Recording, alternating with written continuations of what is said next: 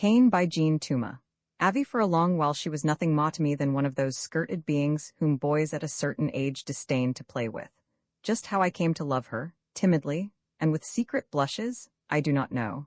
But that I did was brought home to me one night, the first night that Ned wore his long pants. Us fellas were seated on the curb before an apartment house where she had gone in. The young trees had not outgrown their boxes then. V Street was lined with them. When our legs grew cramped and stiff from the cold of the stone, we'd stand around a box and whittle it. I like to think now that there was a hidden purpose in the way we hacked them with our knives.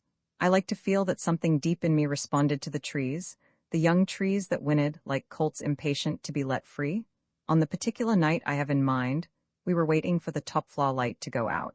We wanted to see Avi lave the flat. This night she stayed longer than usual and gave us a chance to complete the plans of how we were going to stone and beat that feller on the top floor out of town.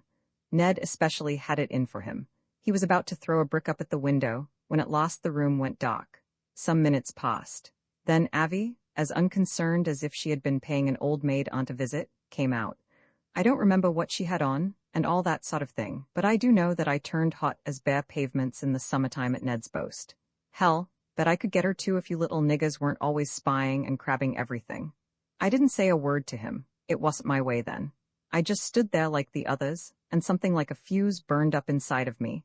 She never noticed us, but swung along lazy and easy as anything. We sauntered to the corner and watched her till her door banged to. Ned repeated what he'd said. I didn't seem to care. Sitting around old Mushhead's bread box, the discussion began. Hang if I can see how she gets away with it, Doc started. Ned knew, of course. There was nothing he didn't know when it came to women. He dilated on the emotional needs of girls, said they weren't much different from men in that respect, and concluded with the solemn avowal, "It does 'em good." None of us liked Ned much. We all talked dirt, but it was the way he said it. And then, too, a couple of the fellas had sisters and had caught Ned playing with them. But there was no disputing the superiority of his smutty wisdom. Bub Sanborn, whose mother was friendly with Avi's, had overheard the old ladies talking. Avi's mother's aunt her, he said. We thought that only natural and began to guess at what would happen. Someone said she'd marry that feller on the top floor. Ned called that a lie because Avi was going to marry nobody but him. We had our doubts about that, but we did agree that she'd soon leave school and marry someone. The gang broke up and I went home, picturing myself as married. Nothing I did seemed able to change Avi's indifference to me.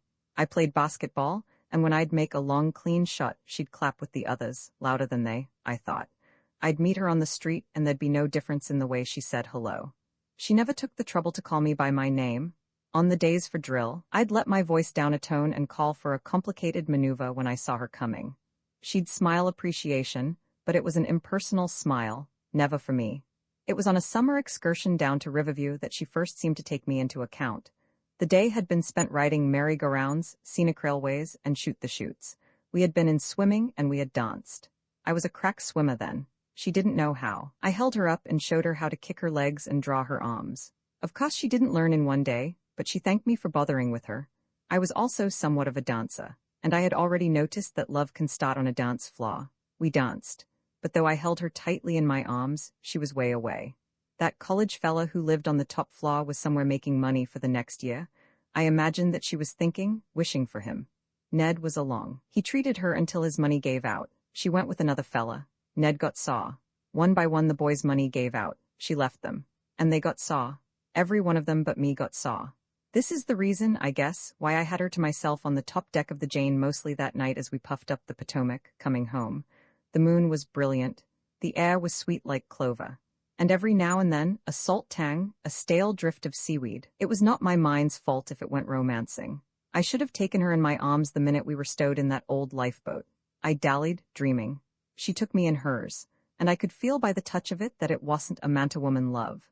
It made me restless. I felt chagrined. I didn't know what it was, but I did know that I couldn't handle it. She ran her fingers through my hair and kissed my forehead. I itched to break through her tenderness to passion. I wanted her to take me in her arms as I knew she had that college fella. I wanted her to love me passionately as she did him. I gave her one burning kiss. Then she laid me in her lap as if I were a child. Helpless. I got saw when she started to hum a lullaby. She wouldn't let me go. I talked. I knew damned well that I could beat her at that. Her eyes were soft and misty, the curves of her lips were wistful, and her smile seemed indulgent of the irrelevance of my remarks. I gave up at last and let her love me silently in her own way. The moon was brilliant. The air was sweet like clover, and every now and then, a salt tang, a stale drift of seaweed. The next time I came close to her was the following summer at Harper's Ferry. We were sitting on a flat projecting rock they give the name of Lover's Leap. Someone is supposed to have jumped off it. The river is about 600 feet beneath. A railroad track runs up the valley and curves out of sight where part of the mountain rock had to be blasted away to make room for it. The engines of this valley have a whistle, the echoes of which sound like iterated gasps and sobs. I always think of them as crude music from the soul of Avi. We sat there holding hands. Our palms were soft and warm against each other. Our fingers were not tight. She would not let them be. She would not let me twist them. I wanted to talk, to explain what I meant to her. Avi was as silent as those great trees whose tops we looked down upon. She has always been like that, at least to me. I had the notion that if I really wanted to, I could do with her just what I pleased. Like one can strip a tree. I did kiss her. I even let my hands cup her breasts. When I was through, she'd seek my hand and hold it till my pulse cooled down. Evening after evening we sat there. I tried to get her to talk about that college fella. She never would. There was no set time to go home. None of my family had come down, and as for hers, she didn't give a hang about them. The general gossips could hardly say more than they had. The boarding house porch was always deserted when we returned. No one saw us enter, so the time was set conveniently for scandal. This worried me a little, for I thought it might keep Avi from getting an appointment in the schools. She didn't care. She had finished normal school. They could give her a job if they wanted to. As time went on, her indifference to things began to pique me. I was ambitious. I left the ferry earlier than she did. I was going off to college. The more I thought of it, the more I resented, yes, hell, that's what it was, her downright laziness, sloppy indolence. There was no excuse for a healthy girl taking life so easy. Hell, she was no better than a cow. I was certain that she was a cow when I felt an udder in a Wisconsin stock judging class. Among those energetic Swedes, or whatever they are, I decided to forget her. For 2 years I thought I did. When I'd come home for the summer she'd be away. And before she returned, I'd be gone. We never wrote, she was too damned lazy for that. But what a bluff I put up about forgetting her. The girls up that way, at least the ones I knew, haven't got the stuff. They don't know how to love. Giving themselves completely was tame beside just the holding of Avi's hand. One day I received a note from her. The writing, I decided, was slovenly. She wrote on a torn bit of notebook paper. The envelope had a faint perfume that I remembered. A single line told me she had lost her school and was going away. I comforted myself with the reflection that shame held no pain for one so indolent as she. Nevertheless, I left Wisconsin that year for good. Washington had seemingly forgotten her. I hunted Ned. Between curses, I caught his opinion of her. She was no better than a haw. I saw her mother on the street. The same old pinchbeck, jerky-gated creature that I'd always known. Perhaps 5 years passed. The business of hunting a job or something or other had bruised my vanity so that I could recognize it. I felt old. Avi and my real relation to her, I thought I came to know. I wanted to see her. I had been told that she was in New York. As I had no money, I hiked and bummed my way there. I got work in a shipyard and walked the streets at night, hoping to meet her. Failing in this, I saved enough to pay my fare back home. One evening in early June, just at the time when dusk is most lovely on the eastern horizon, I saw Avi, indolent as ever, leaning on the arm of a man, strolling under the recently lit arc lights of U Street. She had almost passed before she recognized me. She showed no surprise. The puff over her eyes had grown heavier. The eyes themselves were still sleepy large and beautiful. I had almost concluded, indifferent. "You look older," was what she said. I wanted to convince her that I was, so I asked her to walk with me. The man whom she was with, and whom she never took the trouble to introduce, at a nod from her, hailed a taxi and drove away. That gave me a notion of what she had been used to. Her dress was of some fine, costly stuff. I suggested the park, and then added that the grass might stain her skirt. "Let it get stained," she said, "for where it came from there are others. I have a spot in Soldiers' Home to which I always go when I want the simple beauty of another's soul. Robins spring about the lawn all day. They leave their footprints in the grass. I imagine that the grass at night smells sweet and fresh because of them. The ground is high.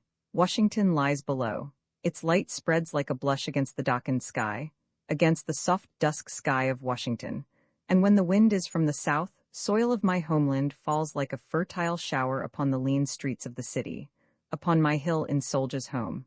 I know the policeman who watches the place of nights. When I go there alone, I talk to him. I tell him I come there to find the truth that people bury in their hearts. I tell him that I do not come there with a girl to do the thing he's paid to watch out for. I look deep in his eyes when I say these things, and he believes me. He comes over to see who it is on the grass. I say hello to him. He greets me in the same way and goes off searching for other black splotches upon the lawn. Avi and I went there.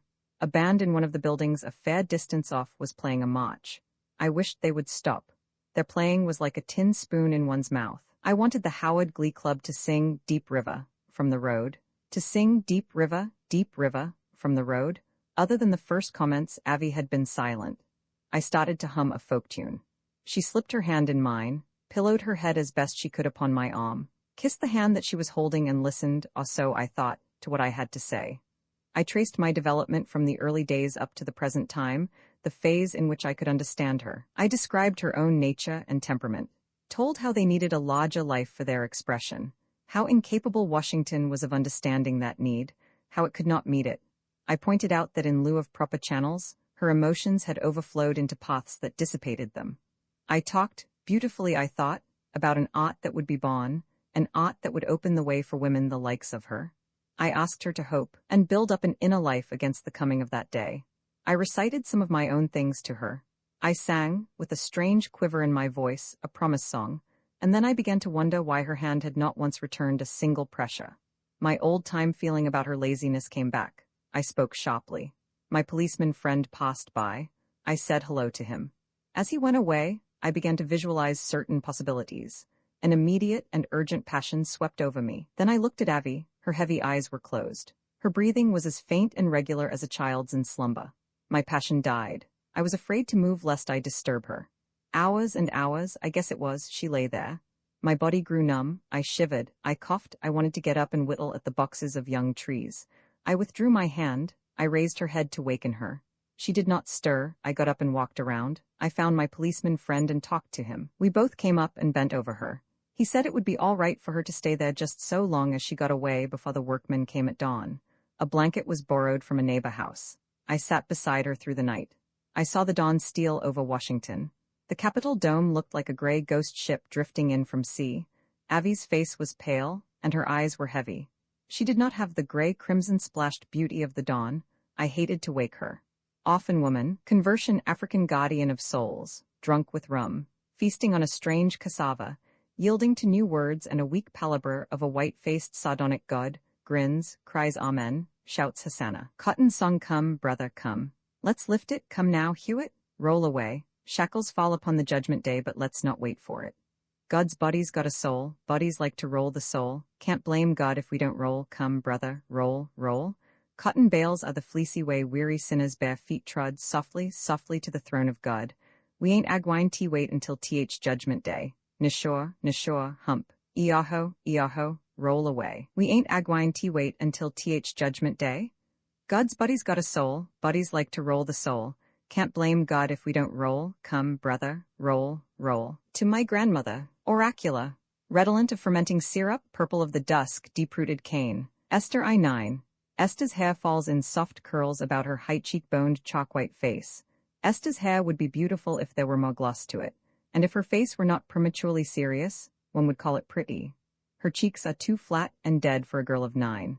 Esther looks like a little white child, starched, frilled, as she walks slowly from her home towards her father's grocery store. She is about to turn in Broad from Maple Street. White and black men loafing on the corner hold no interest for her. Then a strange thing happens. A clean-muscled, magnificent, black-skinned Negro, whom she had heard her father mention as King Ballo, suddenly drops to his knees on a spot called the spittoon. White men, unaware of him, continue squirting tobacco juice in his direction. The saffron fluid splashes on his face. His smooth black face begins to glisten and to shine. Soon, people notice him and gather round. His eyes are rapturous upon the heavens. Lips and nostrils quiver. Ballo is in a religious trance. Town folks know it. They are not startled. They are not afraid. They gather round. Some beg boxes from the grocery stores, from old McGregor's notion shop. A coughing case is pressed into use. Folks line the curbstones. Businessmen close shop. And Banker Wopley parks his car close by. Silently, all await the prophet's voice.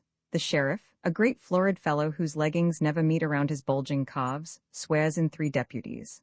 Wall, why can't never tell what a nigger like King Ballo might be up to? Soda bottles, 5 fingers full of shine, are passed to those who want them. A couple of stray dogs start a fight. Old Goodlow's cow comes flopping up the street. Barlow, still as an Indian fakir, has not moved. The town bell strikes 6. The sun slips in behind a heavy mass of horizon cloud. The crowd is hushed and expectant. Barlow's underjaw relaxes, and his lips begin to move. Jesus has been a whisperin' strange words deep down, away down deep, deep in my ears. Hums of awe and of excitement. He called me to his side and said, "Get down on your knees beside me, son. Eyes gwine tea whisper in your ears." An old sister cries, "Ah, Lord." Eyes agwine tea whisper in your ears, he said, and I replied, "Thy will be done on earth as it is in heaven." Ah, Lord, amen, amen. And Lord Jesus whispered strange good words deep down, away down deep, deep in my ears, and he said, "Tell him till you feel your throat on fire." I saw a vision. I saw a man arise, and he was big and black and powerful. Someone yells, "Preach it, preacher, preach it." But his head was caught up in clouds.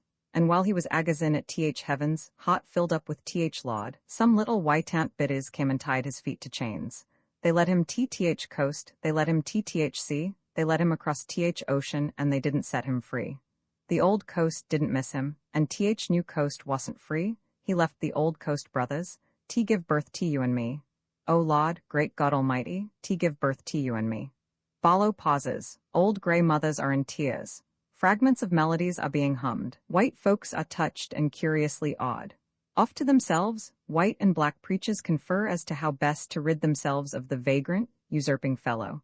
Barlow looks as though he is struggling to continue. People are hushed. One can hear weevils work.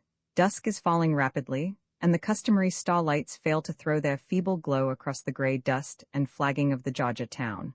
Barlow rises to his full height. He is immense. To the people he assumes the outlines of his visioned African.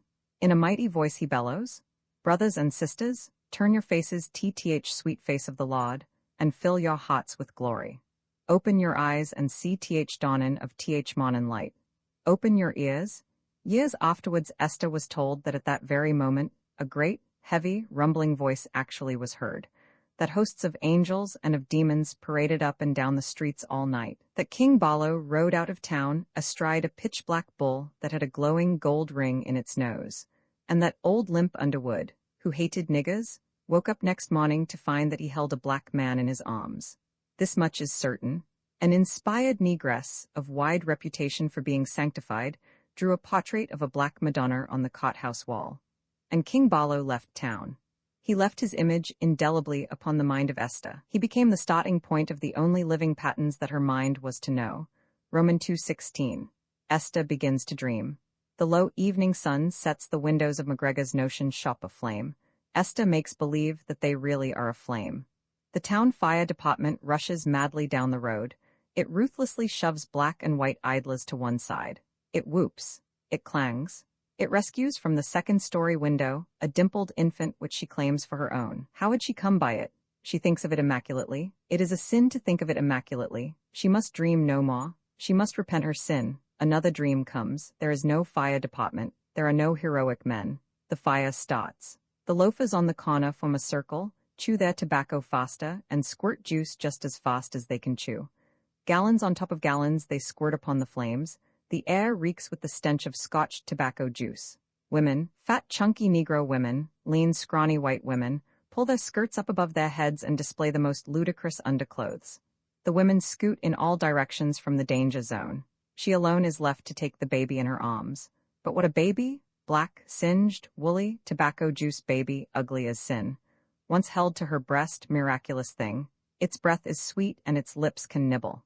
She loves it frantically. Her joy in it changes the town folks' jeers to harmless jealousy, and she is left alone. 22. Esther's schooling is over. She works behind the counter of her father's grocery store. To keep the money in the family, so he said, she is learning to make distinctions between the business and the social worlds. Good business comes from remembering that the white folks don't divide the niggas, Esther. Be just as black as any man who has a silver dollar. Esther listlessly forgets that she is near white, and that her father is the richest colored man in town. Black folk who drift in to buy laud and snuff and flour of her call her a sweet-natured, accommodating girl. She learns their names, she forgets them, she thinks about men. I don't appeal to them, I wonder why. She recalls an affair she had with a little fair boy while still in school. It had ended in her shame when he as much as told her that for sweetness he preferred a lollipop. She remembers the salesman from the north who wanted to take her to the movies that first night he was in town. She refused, of course, and he never came back having found out who she was. She thinks of Ballo. Ballo's image gives her a slightly stale thrill. She spices it by telling herself his glories. Black. Magnetically so. Best cotton picker in the county, in the state, in the whole world for that matter.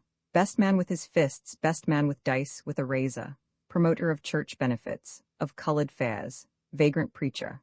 Lover of all the women for miles and miles around. Esther decides that she loves him, and with a vague sense of life slipping by, she resolves that she will tell him so, whatever people say, the next time he comes to town. After the making of this resolution, which becomes a sort of wedding cake for her to tuck beneath her pillow and go to sleep upon, she sees nothing of Ballo for 5 years. Her hair thins. It looks like the dull silk on puny corn ears. Her face pales until it is the color of the gray dust that dances with dead cotton leaves. Roman 3 Esther is 27. Esther sells lard and snuff and flour to vague black faces that drift in her store to ask for them. Her eyes hardly see the people to whom she gives change. Her body is lean and beaten. She rests listlessly against the counter, too weary to sit down. From the street someone shouts, "King Ballo has come back to town." He passes her window, driving a large new car, cut out open. He veers to the curb and steps out. Ballo has made money on cotton during the war. He is as rich as anyone. Esther suddenly is animate. She goes to her door, she sees him at a distance, the center of a group of credulous men. She hears the deep bass rumble of his talk. The sun swings low. McGregor's windows are aflame again. Pale flame. A sharply dressed white girl passes by. For a moment Esther wishes that she might be like her. Not white, she has no need for being that, but sharp, spotty, with get-up about her. Ballo is connected with that wish. She mustn't wish. Wishes only make you restless. Emptiness is a thing that grows by being moved. I'll not think, not wish, just set my mind against it. Then the thought comes to her that those purposeless, easygoing men will possess him if she doesn't. Purpose is not dead in her, now that she comes to think of it. That loose women will have their arms around him at Nat Bowles' place tonight. As if her veins are full of fired, sun-bleached southern shanties, a swift heat sweeps them. Dead dreams and a forgotten resolution are carried upward by the flames. Pale flames. They shan't have him. Oh, they shall not if it kills me they shan't have him. Jerky, a flutter, she closes the store and starts home. Folks lazing on store windowsills wonder what on earth can be the matter with Jim Crane's gal, as she passes them. Come to remember, she always was a little off, a little crazy, I reckon. Esther seeks her own room and locks the door. Her mind is a pink mesh bag filled with baby toes. Using the noise of the town clock striking 12 to cover the creaks of her departure, Esther slips into the quiet road. The town, her parents, most everyone is sound asleep. This fact is a stable thing that comforts her. After sundown, a chill wind came up from the west. It is still blowing, but to her, it is a steady, settled thing like the cold. She wants her mind to be like that. Solid, contained, and blank as a sheet of darkened ice. She will not permit herself to notice the peculiar phosphorescent glitter of the sweet gum leaves. Their movement would excite her. Exciting, too, the recession of the dull, familiar homes she knows so well. She doesn't know them at all. She closes her eyes and holds them tightly. Won't do. Her being aware that they are closed recalls her purpose. She does not want to think of it. She opens them. She turns now into the deserted business street. The corrugated iron canopies and mule and hosnod hitching posts bring her a strange composure. Ghosts of the commonplaces of her daily life take stride with her and become her companions, and the echoes of her heels upon the flagging are rhythmically monotonous and soothing. Crossing the street at the corner of McGregor's notion shop, she thinks that the windows are a dull flame, only of fancy. She walks faster, then runs. A turn into a side street brings her abruptly to Nat Bowles' place. The house is squat and dark. It is always dark. Ballo is within. Quietly she opens the outside door and steps in. She passes through a small room, pauses before a flight of stairs down which people's voices, muffled, come. The air is heavy with fresh tobacco smoke. It makes her sick. She wants to turn back. She goes up the steps. As if she were mounting to some great height, her head spins. She is violently dizzy. Blackness rushes to her eyes, and then she finds that she is in a large room. Ballo is before her. "Well, I'm sholy damned, 'scuse me, but what brought you here, lil milk-white gal? You." Her voice sounds like a frightened child's that calls homeward from some point miles away. "Me? Yes, you Ballo." This ain't th place for why, this ain't th place for why. I know, but I've come for you. For me for what? She manages to look deep and straight into his eyes. He is slow at understanding. Guffaws and giggles break out from all around the room. A coss woman's voice remarks, "So that's how th dicty niggas does it." Laughs. Must give 'em credit for their gall. Esta doesn't hear. Barlow does. His faculties are jogged. She sees a smile, ugly and repulsive to her, working upward through thick liquor fumes. Barlow seems hideous. The thought comes suddenly that conception with a drunken man must be a mighty sin. She draws away, frozen. Like a somnambulist, she wheels around and walks stiffly to the stairs. Down them. Jeers and hoots pelta bluntly upon her back. She steps out. There is no air, no street, and the town has completely disappeared. Evening song, full moon rising on the waters of my heart, lakes and moon and fires, cloyne tires, holding her lips apart. Promises of slumber leaving Shaw to charm the moon, miracle made Vespa keeps, Cloyne sleeps and I'll be sleeping soon. Cloyne, curled like the sleepy waters where the moon waves start, radiant, resplendently she gleams, Cloyne dreams, lips pressed against my heart, face hair, silver gray, like streams of stars, brows, recurved canoes quivered by the ripples blown by pain, her eyes, mist of tears condensing on the flesh below, and her channeled muscles a cluster grapes of sorrow purple in the evening sun, nearly ripe for worms. Fern face flowed into her eyes, flowed in soft cream foam and plaintive ripples, in such a way that wherever your glance may momentarily have rested, it immediately thereafter wavered in the direction of her eyes. The soft suggestion of down slightly darkened, like the shadow of a bird's wing might, the creamy brown color of her upper lip. Why, after noticing it, you sought her eyes, I cannot tell you. Her nose was aquiline, Semitic. If you have heard a Jewish cantor sing, if he has touched you and made your own sorrow seem trivial when compared with his, you will know my feeling when I follow the curves of her profile, like mobile rivers, to their common delta. They were strange eyes. In this, that they sought nothing. That is, nothing that was obvious and tangible and that one could see, and they gave the impression that nothing was to be denied. When a woman seeks, you will have observed, her eyes deny. Fern's eyes desired nothing that you could give her. There was no reason why they should withhold. Men saw her eyes and fooled themselves.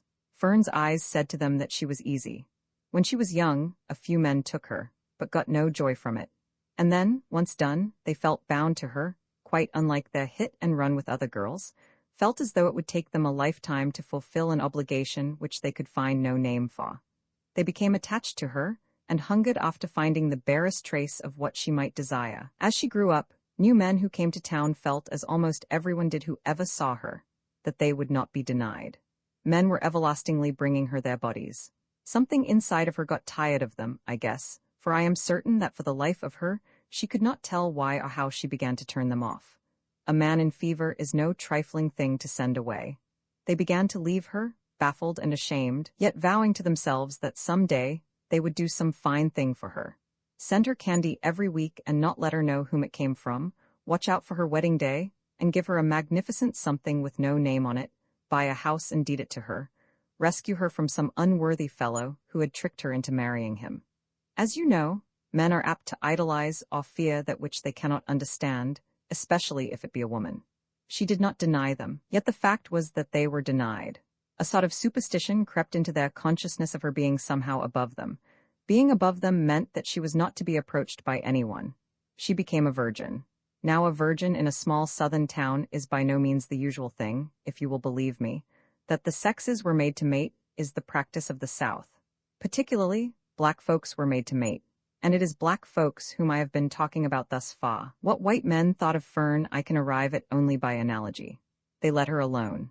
Anyone, of course, could see her eyes. If you walked up the Dixie Pike most any time of day, you'd be most like to see her resting listless-like on the railing of her porch, back propped against a post, head tilted a little forward because there was a nail in the porch post just where her head came which, for some reason or other, she never took the trouble to pull out.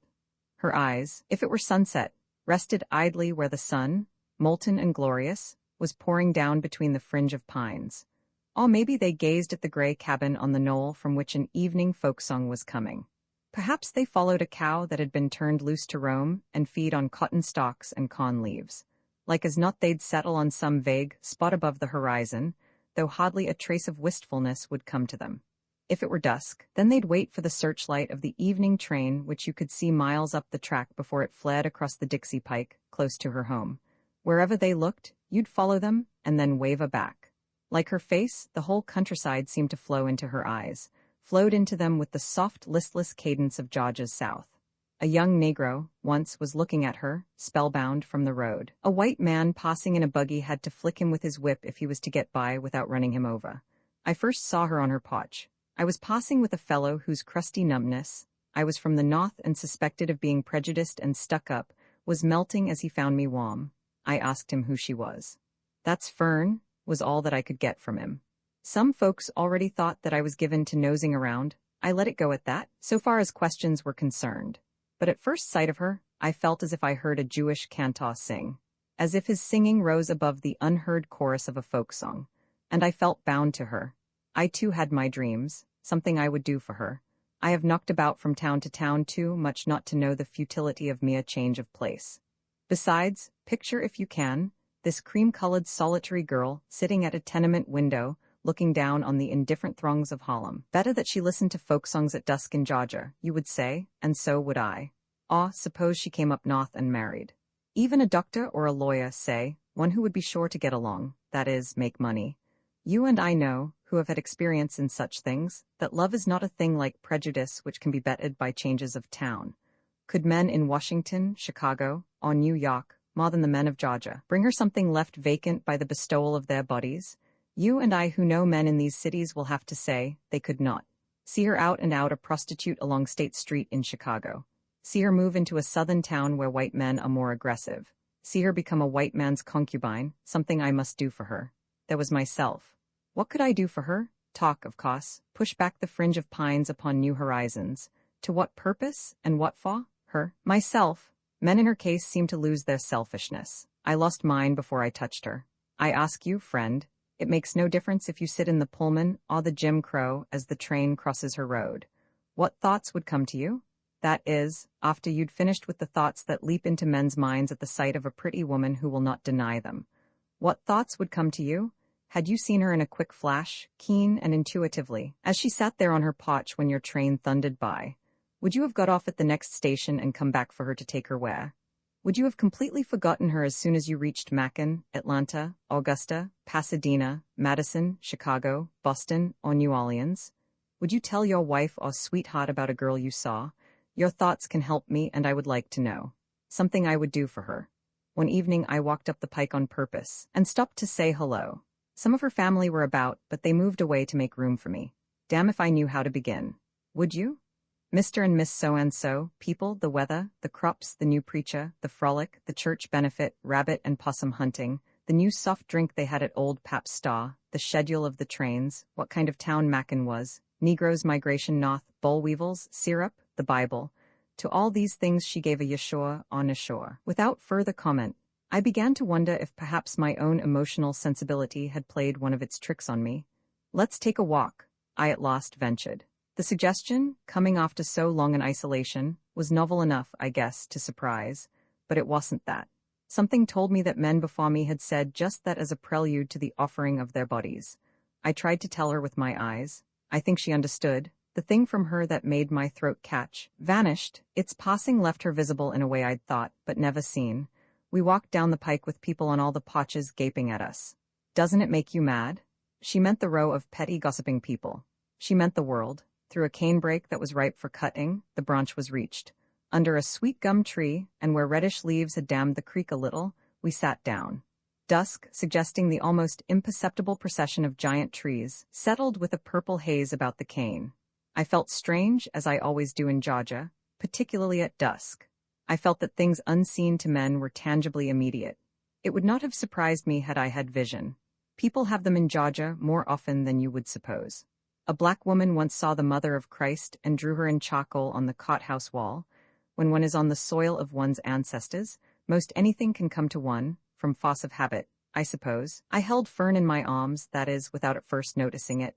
Then my mind came back to her. Her eyes, unusually weird and open, held me, held God.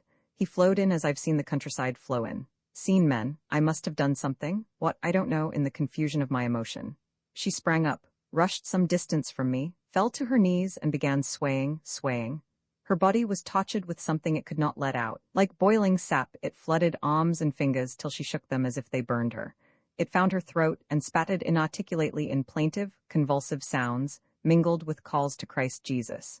And then she sang, brokenly, a Jewish cantor singing with a broken voice. A child's voice, uncertain, or an old man's. Dusk hid her. I could hear only her song. It seemed to me as though she were pounding her head in anguish upon the ground. I rushed to her. She fainted in my arms. There was talk about her fainting with me in the cane field, and I got 1 or 2 ugly looks from town men who'd set themselves up to protect her. In fact, there was talk of making me leave town, but they never did. They kept a watch out for me, though. Shortly after, I came back north. From the train window, I saw her as I crossed her road. Saw her on her porch, head tilted a little forward where the nail was, eyes vaguely focused on the sunset. Saw her face flow into them, the countryside and something that I call God, flowing into them. Nothing ever really happened. Nothing ever came to Fern, not even I. Something I would do for her. Some fine, unnamed thing, and friend you? She is still living, I have reason to know. Her name, against the chance that you might happen down that way, is Fernie May Rosen. Forward reading this book, I had the vision of a land, heretofore sunk in the mists of muteness, suddenly rising up into the eminence of song. Innumerable books have been written about the South. Some good books have been written in the South. This book is the South. I do not mean that Cain covers the South, or is the South's full voice. Merely this: a poet has arisen among our American youth who has known how to turn the essences and materials of his Southland into the essences and materials of literature. A poet has arisen in that land who writes, not as a Southerner, not as a rebel against Southerners, not as a Negro, not as apologist or priest or critic, who writes as a poet. The fashioning of beauty is ever foremost in his inspiration, not faucetly but simply, and because these ultimate aspects of his world are to him more real than all its specific problems. He has made songs and lovely stories of his land, not of its yesterday, but of its immediate life, and that has been enough. How rare this is will be clear to those who have followed with concern the struggle of the South toward literary expression, and the particular trial of that portion of its folk whose skin is dark. The gifted Negro has been too often thwarted from becoming a poet because his world was forever forcing him to recollect that he was a Negro. The artist must lose such lesser identities in the great well of life. The English poet is not forever protesting and recalling that he is English. It is so natural and easy for him to be English that he can sing as a man. The French novelist is not forever noting, "This is French." It is so atmospheric for him to be French that he can devote himself to saying, "This is human." This is an imperative condition for the creating of deep art. The whole will and mind of the creator must go below the surfaces of race, and this has been an almost impossible condition for the American Negro to achieve, forced every moment of his life into a specific and superficial plane of consciousness. The first negative significance of Cain is that this so natural and restrictive state of mind is completely lacking. For Toomer, the Southland is not a problem to be solved. It is a field of loveliness to be sung. The Georgia Negro is not a downtrodden soul to be uplifted. He is material for gorgeous painting.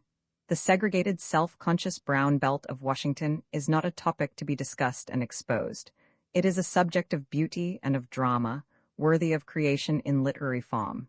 It seems to me, therefore, that this is a first book in more ways than one. It is a harbinger of the South's literary maturity, of its emergence from the obsession put upon its minds by the unending racial crisis, an obsession from which writers have made their indirect escape through sentimentalism, exoticism, polemic, problem fiction, and moral melodrama.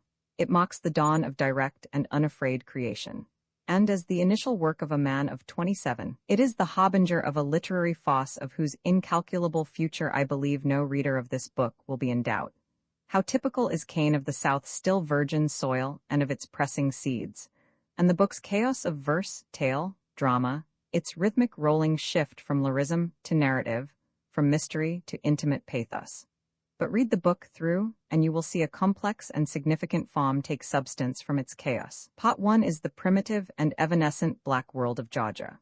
Part 2 is the threshing and suffering brown world of Washington, lifted by opportunity and contact into the anguish of self-conscious struggle. Part 3 is Georgia again, the invasion into this black womb of the ferment seed, the neurotic, educated, spiritually stirring Negro. As a broad form, this is superb, and the very looseness and unexpected waves of the book's pots make Cain still more south, still more of an aesthetic equivalent of the land. What a land it is! What an Aeschylean beauty to its fateful problem! Those of you who love our South will find here some of your love. Those of you who know it not will perhaps begin to understand what a warm splendor is at last at dawn. A feast of moon and men and barking hounds, an orgy for some genius of the South with bloodshot eyes and cane-lipped scented mouth, surprised in making folk songs. So, in his still sometimes clumsy stride, for Toomer is finally a poet in prose, the author gives you an inkling of his revelation. An individual foss, wise enough to drink humbly at this great spring of his land, such is the first impression of Jean Toomer. But beyond this wisdom and this power, which shows itself perhaps most splendidly in his complete freedom from the sense of persecution, there rises a figure more significant, the artist, hard, self-immolating, the artist who is not interested in races, whose domain is life. The book's final part is no longer promise, it is achievement. It is no mere dawn. It is a bit of the full morning. These materials, the ancient black man, mute, inaccessible, and yet so mystically close to the new tumultuous members of his race, the simple slave past, the shredding Negro present, the iridescent passionate dream of the tomorrow, are made and measured by a craftsman into an unforgettable music. The notes of his counterpoint are particular, the themes are of intimate connection with us Americans, but the result is that abstract and absolute thing called art. Waldo Frank. Georgia dusk the sky, lazily disdaining to pursue the setting sun. Too indolent to hold a lengthened tournament for flashing gold, passively darkens for night's barbecue, a feast of moon and men and barking hounds, an orgy for some genius of the South with blood-hot eyes and cane-lipped scented mouth, surprised in making folk songs from soul sounds. The sawmill blows its whistle, buzzsaws stop, and silence breaks the bud of knoll and hill. Soft settling pollen where plowed lands fulfill their early promise of a bumper crop. Smoke from the pyramidal sawdust pile curls up, blue ghosts of trees, tarrying low where only chips and stumps are left to show the solid proof of farmer domicile. Meanwhile, the men, with vestiges of pomp, race memories of king and caravan, high priests and ostrich and a jujuman, go singing through the footpaths of the swamp. Their voices rise, the pine trees are guitars, strumming, pine needles fall like sheets of rain. Their voices rise, the chorus of the cane is caroling a vesper to the stars. O singers, Ricinus and soft your songs above the sacred whisper of the pines, give virgin lips to cornfield concubines, bring dreams of Christ to dusky cane-lipped throngs. Becky was the white woman who had 2 Negro sons. She's dead, they've gone away. The pines whisper to Jesus. The Bible flaps its leaves with an aimless rustle on her mound. Becky had 1 Negro son. Who gave it to her? Damn buck nigga, said the white folks' mouths. She wouldn't tell. Common, God-forsaken, insane white shameless wench, said the white folks' mouths. Her eyes were sunken, her neck stringy, her breasts fallen till then. Taking their words, they filled her. Like a bubble rising, then she broke. Mouth setting in a twist that held her eyes, harsh, vacant, staring. Who gave it to her? Low-down nigga with no self-respect, said the black folks' mouths. She wouldn't tell. Poor Catholic, poor white, crazy woman, said the black folks' mouths. White folks and black folks built her cabin, fed her and her growing baby, prayed secretly to God who'd put his cross upon her and cast her out.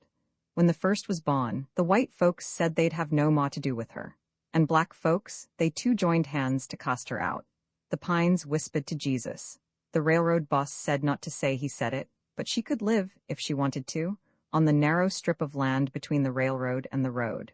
John Stone, who owned the lumber and the bricks, would have shot the man who told he gave the stuff to Lonnie Deacon, who stole out there at night and built the cabin, a single room held down to earth. Oh, fly away to Jesus. By a leaning chimney, 6 trains each day rumbled past and shook the ground under her cabin. Fords and hoss and mule-drawn buggies went back and forth along the road. No one ever saw her. Trainmen and passengers who'd heard about her threw out papers and food. Threw out little crumpled slips of paper scribbled with prayers as they passed her eye-shaped piece of sandy ground islandized between the road and railroad track, pushed up where a blue-sheen god with listless eyes could look at it. Folks from the town took turns, unknown of cost to each other, in bringing corn and meat and sweet potatoes. Even sometimes snuff, oh thank why Jesus, old David Georgia, grinding cane and boiling syrup, never went her way without some sugar sap. No one ever saw her. The boy grew up and ran around. When he was 5 years old, as folks reckoned it, Hugh Jordan saw him carrying a baby. Becky has another son, was what the whole town knew. But nothing was said, for the pot of man that says things to the likes of that had told itself that if there was a Becky, that Becky now was dead. The two boys grew. Sullen and cunning, opines, whisper to Jesus, tell him to come and press sweet Jesus' lips against their lips and eyes. It seemed as though with those two big fellows there could be no room for Becky. The pot that prayed wondered if perhaps she'd really died, and they had buried her. No one dared ask. They'd beat and cut a man who meant nothing at all in mentioning that they lived along the road. White or colored? No one knew, and least of all themselves. They drifted around from job to job. We, who had cast out their mother because of them, could we take them in? They answered black and white folks by shooting up 2 men and leaving town. Got 'em the white folks, got 'em the niggers, they shouted as they left town. Becky, smoke curled up from her chimney, she must be there. Trains passing shook the ground. The ground shook the Lanning chimney. Nobody noticed it. A creepy feeling came over all who saw that thin wraith of smoke and felt the trembling of the ground. Folks began to take her food again. They quit it soon because they had a fear.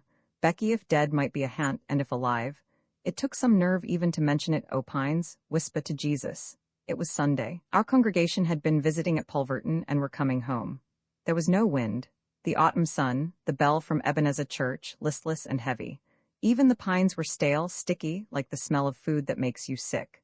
Before we turned the bend of the road that would show us the Becky cabin, the hosses stopped stock still, pushed back their ears, and nervously whinnied. We urged, then whipped them on. Quarter of a mile away, thin smoke curled up from the Lanning chimney. Opines, whisper to Jesus, gooseflesh came on my skin, though there still was neither chill nor wind. Eyes left their sockets for the cabin. Ears burned and throbbed. Uncanny eclipse. Fear closed my mind. We were just about to pass, Pines shout to Jesus. The ground trembled as a ghost train rumbled by. The chimney fell into the cabin. Its thud was like a hollow report, ages having passed since it went off. Barlow and I were pulled out of our seats, dragged to the door that had swung open. Through the dust we saw the bricks in a mound upon the floor. Becky, if she was there, lay under them. I thought I heard a groan. Barlow, mumbling something, threw his Bible on the pile. No one has ever touched it. Somehow we got away. My buggy was still on the road. The last thing that I remember was whipping old Dan like fury. I remember nothing after that is, until I reached town and folks crowded round to get the true word of it. Becky was the white woman who had 2 Negro sons. She's dead, they've gone away. The pines whisper to Jesus. The Bible flaps its leaves with an aimless rustle on her mound. Harvest song, I am a reaper whose muscles set at sundown. All my oats are cradled. But I am too chilled and too fatigued to bind them. And I hunger. I crack a grain between my teeth. I do not taste it. I have been in the fields all day. My throat is dry. I hunger. My eyes are caked with dust of oat fields at harvest time. I am a blind man who stares across the hills, seeking stacked fields of other harvesters. It would be good to see them, crooked, split, and iron-ringed handles of the scythes. It would be good to see them, dust-caked and blind. I hunger. Dusk is a strange feared sheath their blades are dulled in. My throat is dry. And should I call a cracked grain like the oats Iaho? I fear to call. What should they hear me, and offer me their grain, oats or wheat or corn? I have been in the fields all day. I fear I could not taste it. I fear knowledge of my hunger. My ears are caked with dust of oat fields at harvest time. I am a deaf man who strains to hear the calls of other harvesters whose throats are also dry. It would be good to hear their songs, reapers of the sweet-stalked cane, cutters of the corn, even though their throats cracked and the strangeness of their voices deafened me. I hunger. My throat is dry. Now that the sun has set and I am chilled, I fear to call. Iaho, my brothers, I am a reaper. Iaho, all my oats are cradled, but I am too fatigued to bind them, and I hunger. I crack a grain, it has no taste to it. My throat is dry. Oh, my brothers, I beat my palms, still soft, against the stubble of my harvesting. You beat your soft palms too. My pain is sweet, sweeter than the oats or wheat or corn. It will not bring me knowledge of my hunger. Her lips a copper wire whisper of yellow globes gleaming on lamp posts that sway like bootleg liquor drinkers in the fog, and let your breath be moist against me like bright beads on yellow globes. Telephone the powerhouse that the main wires are insulate. Her words play softly up and down dewy corridors of billboards. Then, with your tongue, remove the tape and press your lips to mine till they are incandescent. Imprint this ebook is the product of many hours of hard work by volunteers for Standard eBooks and builds on the hard work of other literature lovers made possible by the public domain. This particular ebook is based on a transcription from Project Gutenberg and on digital scans from the Hathai Trust Digital Library. The source text and artwork in this ebook are believed to be in the United States public domain. That is, they are believed to be free of copyright restrictions in the United States. They may still be copyrighted in other countries, so users located outside of the United States must check their local laws before using this ebook. The creators of, and contributors to, this ebook dedicate their contributions to the worldwide public domain via the terms in the CC 01.0 Universal Public Domain Dedication. For full license information, see the uncopyright at the end of this ebook. Standard eBooks is a volunteer-driven project that produces ebook editions of public domain literature using modern typography, technology, and editorial standards, and distributes them free of cost. You can download this and other ebooks carefully produced for true book lovers at standardbooks.org. Cabney's I. Ralph Cabneys, propped in his bed, tries to read himself to sleep. An oil lamp on a chair near his elbow burns unsteadily. The cabin room is spaced fantastically about it. Whitewashed hearth and chimney, black with sooty saw teeth. Ceiling, patterned by the fringed globe of the lamp. The walls, unpainted, are seasoned a rosin yellow, and cracks between the boards are black. These cracks are the lips the night winds use for whispering. Night winds in Georgia are vagrant poets, whispering. Cabneys, against his will, lets his book slip down and listens to them. The warm whiteness of his bed, the lamplight, do not protect him from the weird chill of their song, White Man's Land. Niggers sing, burn, bear black children till poor rivers bring rest and sweet glory in campground. Cabney's thin hair is streaked on the pillow. His hand strokes the slim silk of his mustache. His thumb, pressed under his chin, seems to be trying to give squareness and projection to it. Brown eyes stare from a lemon face. Moisture gathers beneath his armpits. He slides down beneath the cover, seeking release. Cabneys, near me.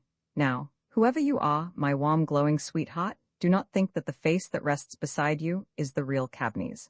Ralph Cabneys is a dream.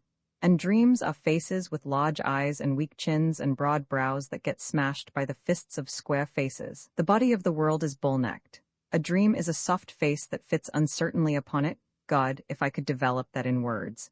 Give what I know a bull neck and a heaving body, all would go well with me, wouldn't it, sweetheart? If I could feel that I came to the South to face it. If I, the dream, not what is weak and afraid in me, could become the face of the South. How my lips would sing for it, my songs being the lips of its soul. Soul, hell. There ain't no such thing. What in hell was that? A rat had run across the thin boards of the ceiling. Cabneys thrusts his head out from the covers. Through the cracks, a powdery, faded red dust sprays down on him. Dust of slave fields, dried, scattered, no use to read. Christ, if he only could drink himself to sleep. Something as sure as fate was going to happen. He couldn't stand this thing much longer. A hen, perched on a shelf in the adjoining room, begins to tread. Her nails scrape the soft wood. Her feathers ruffle. Get out of that, you egg-laying bitch. Cabneys hurls a slipper against the wall. The hen flies from her perch and cackles as if a skunk were after her. Now cut out that racket or I'll wring your neck for you. Answering cackles arise in the chicken yard. Why in Christ's hell can't you leave me alone? Damn it, I wish your cackle would choke you. Choke every mother's son of them in this God-forsaken hole. Go away.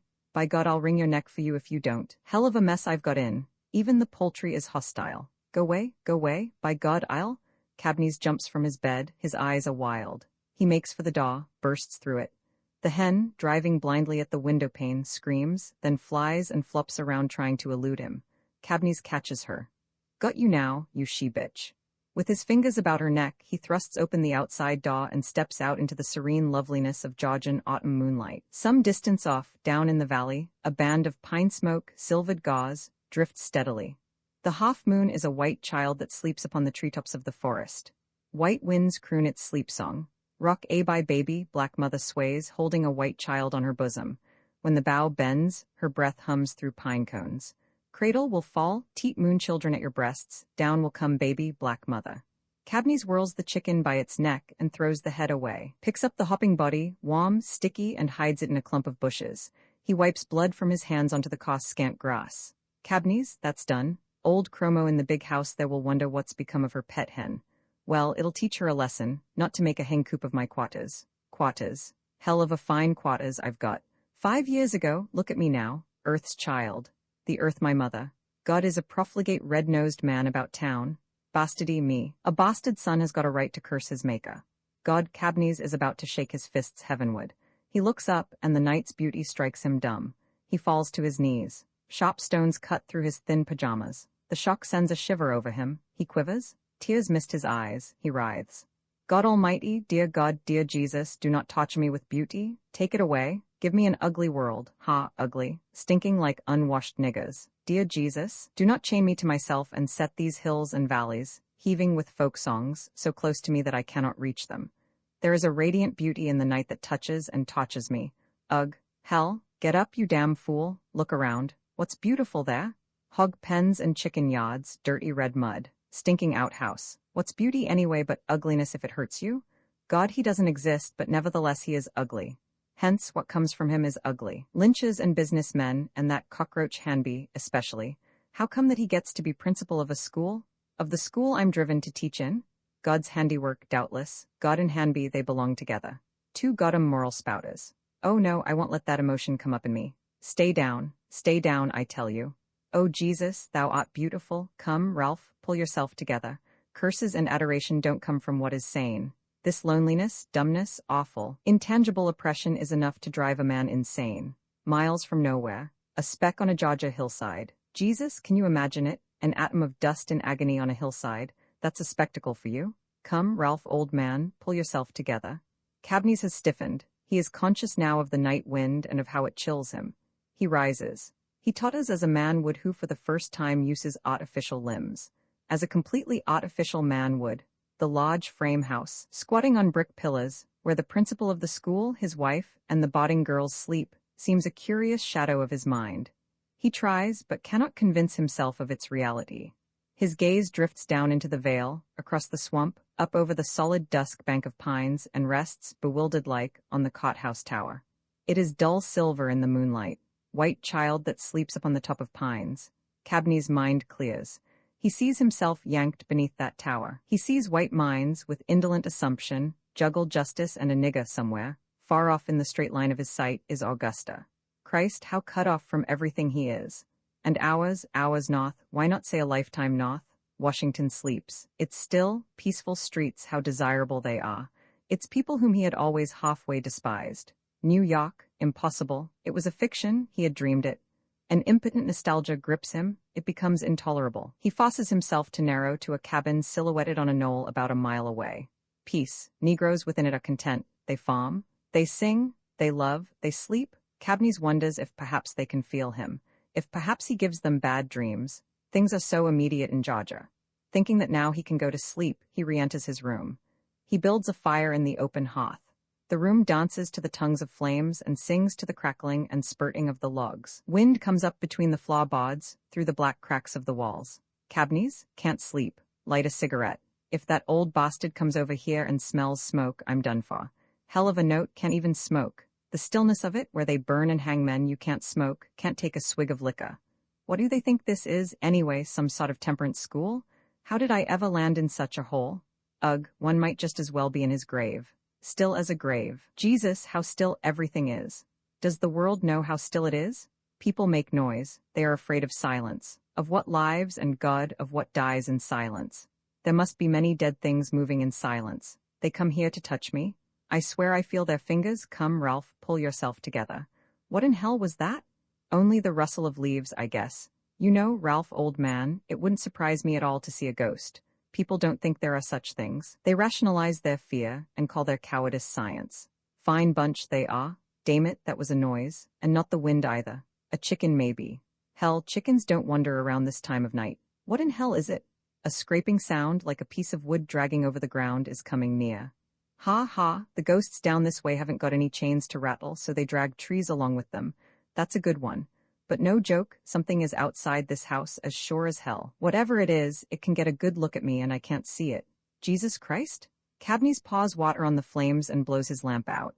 He picks up a poker and stealthily approaches the outside door, swings it open and lurches into the night.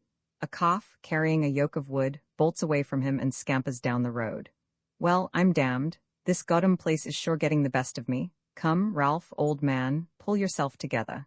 Nights can't last forever. Thank God for that. It's Sunday already. First time in my life I've ever wanted Sunday to come. Hell of a day. And down here there's no such thing as ducking church.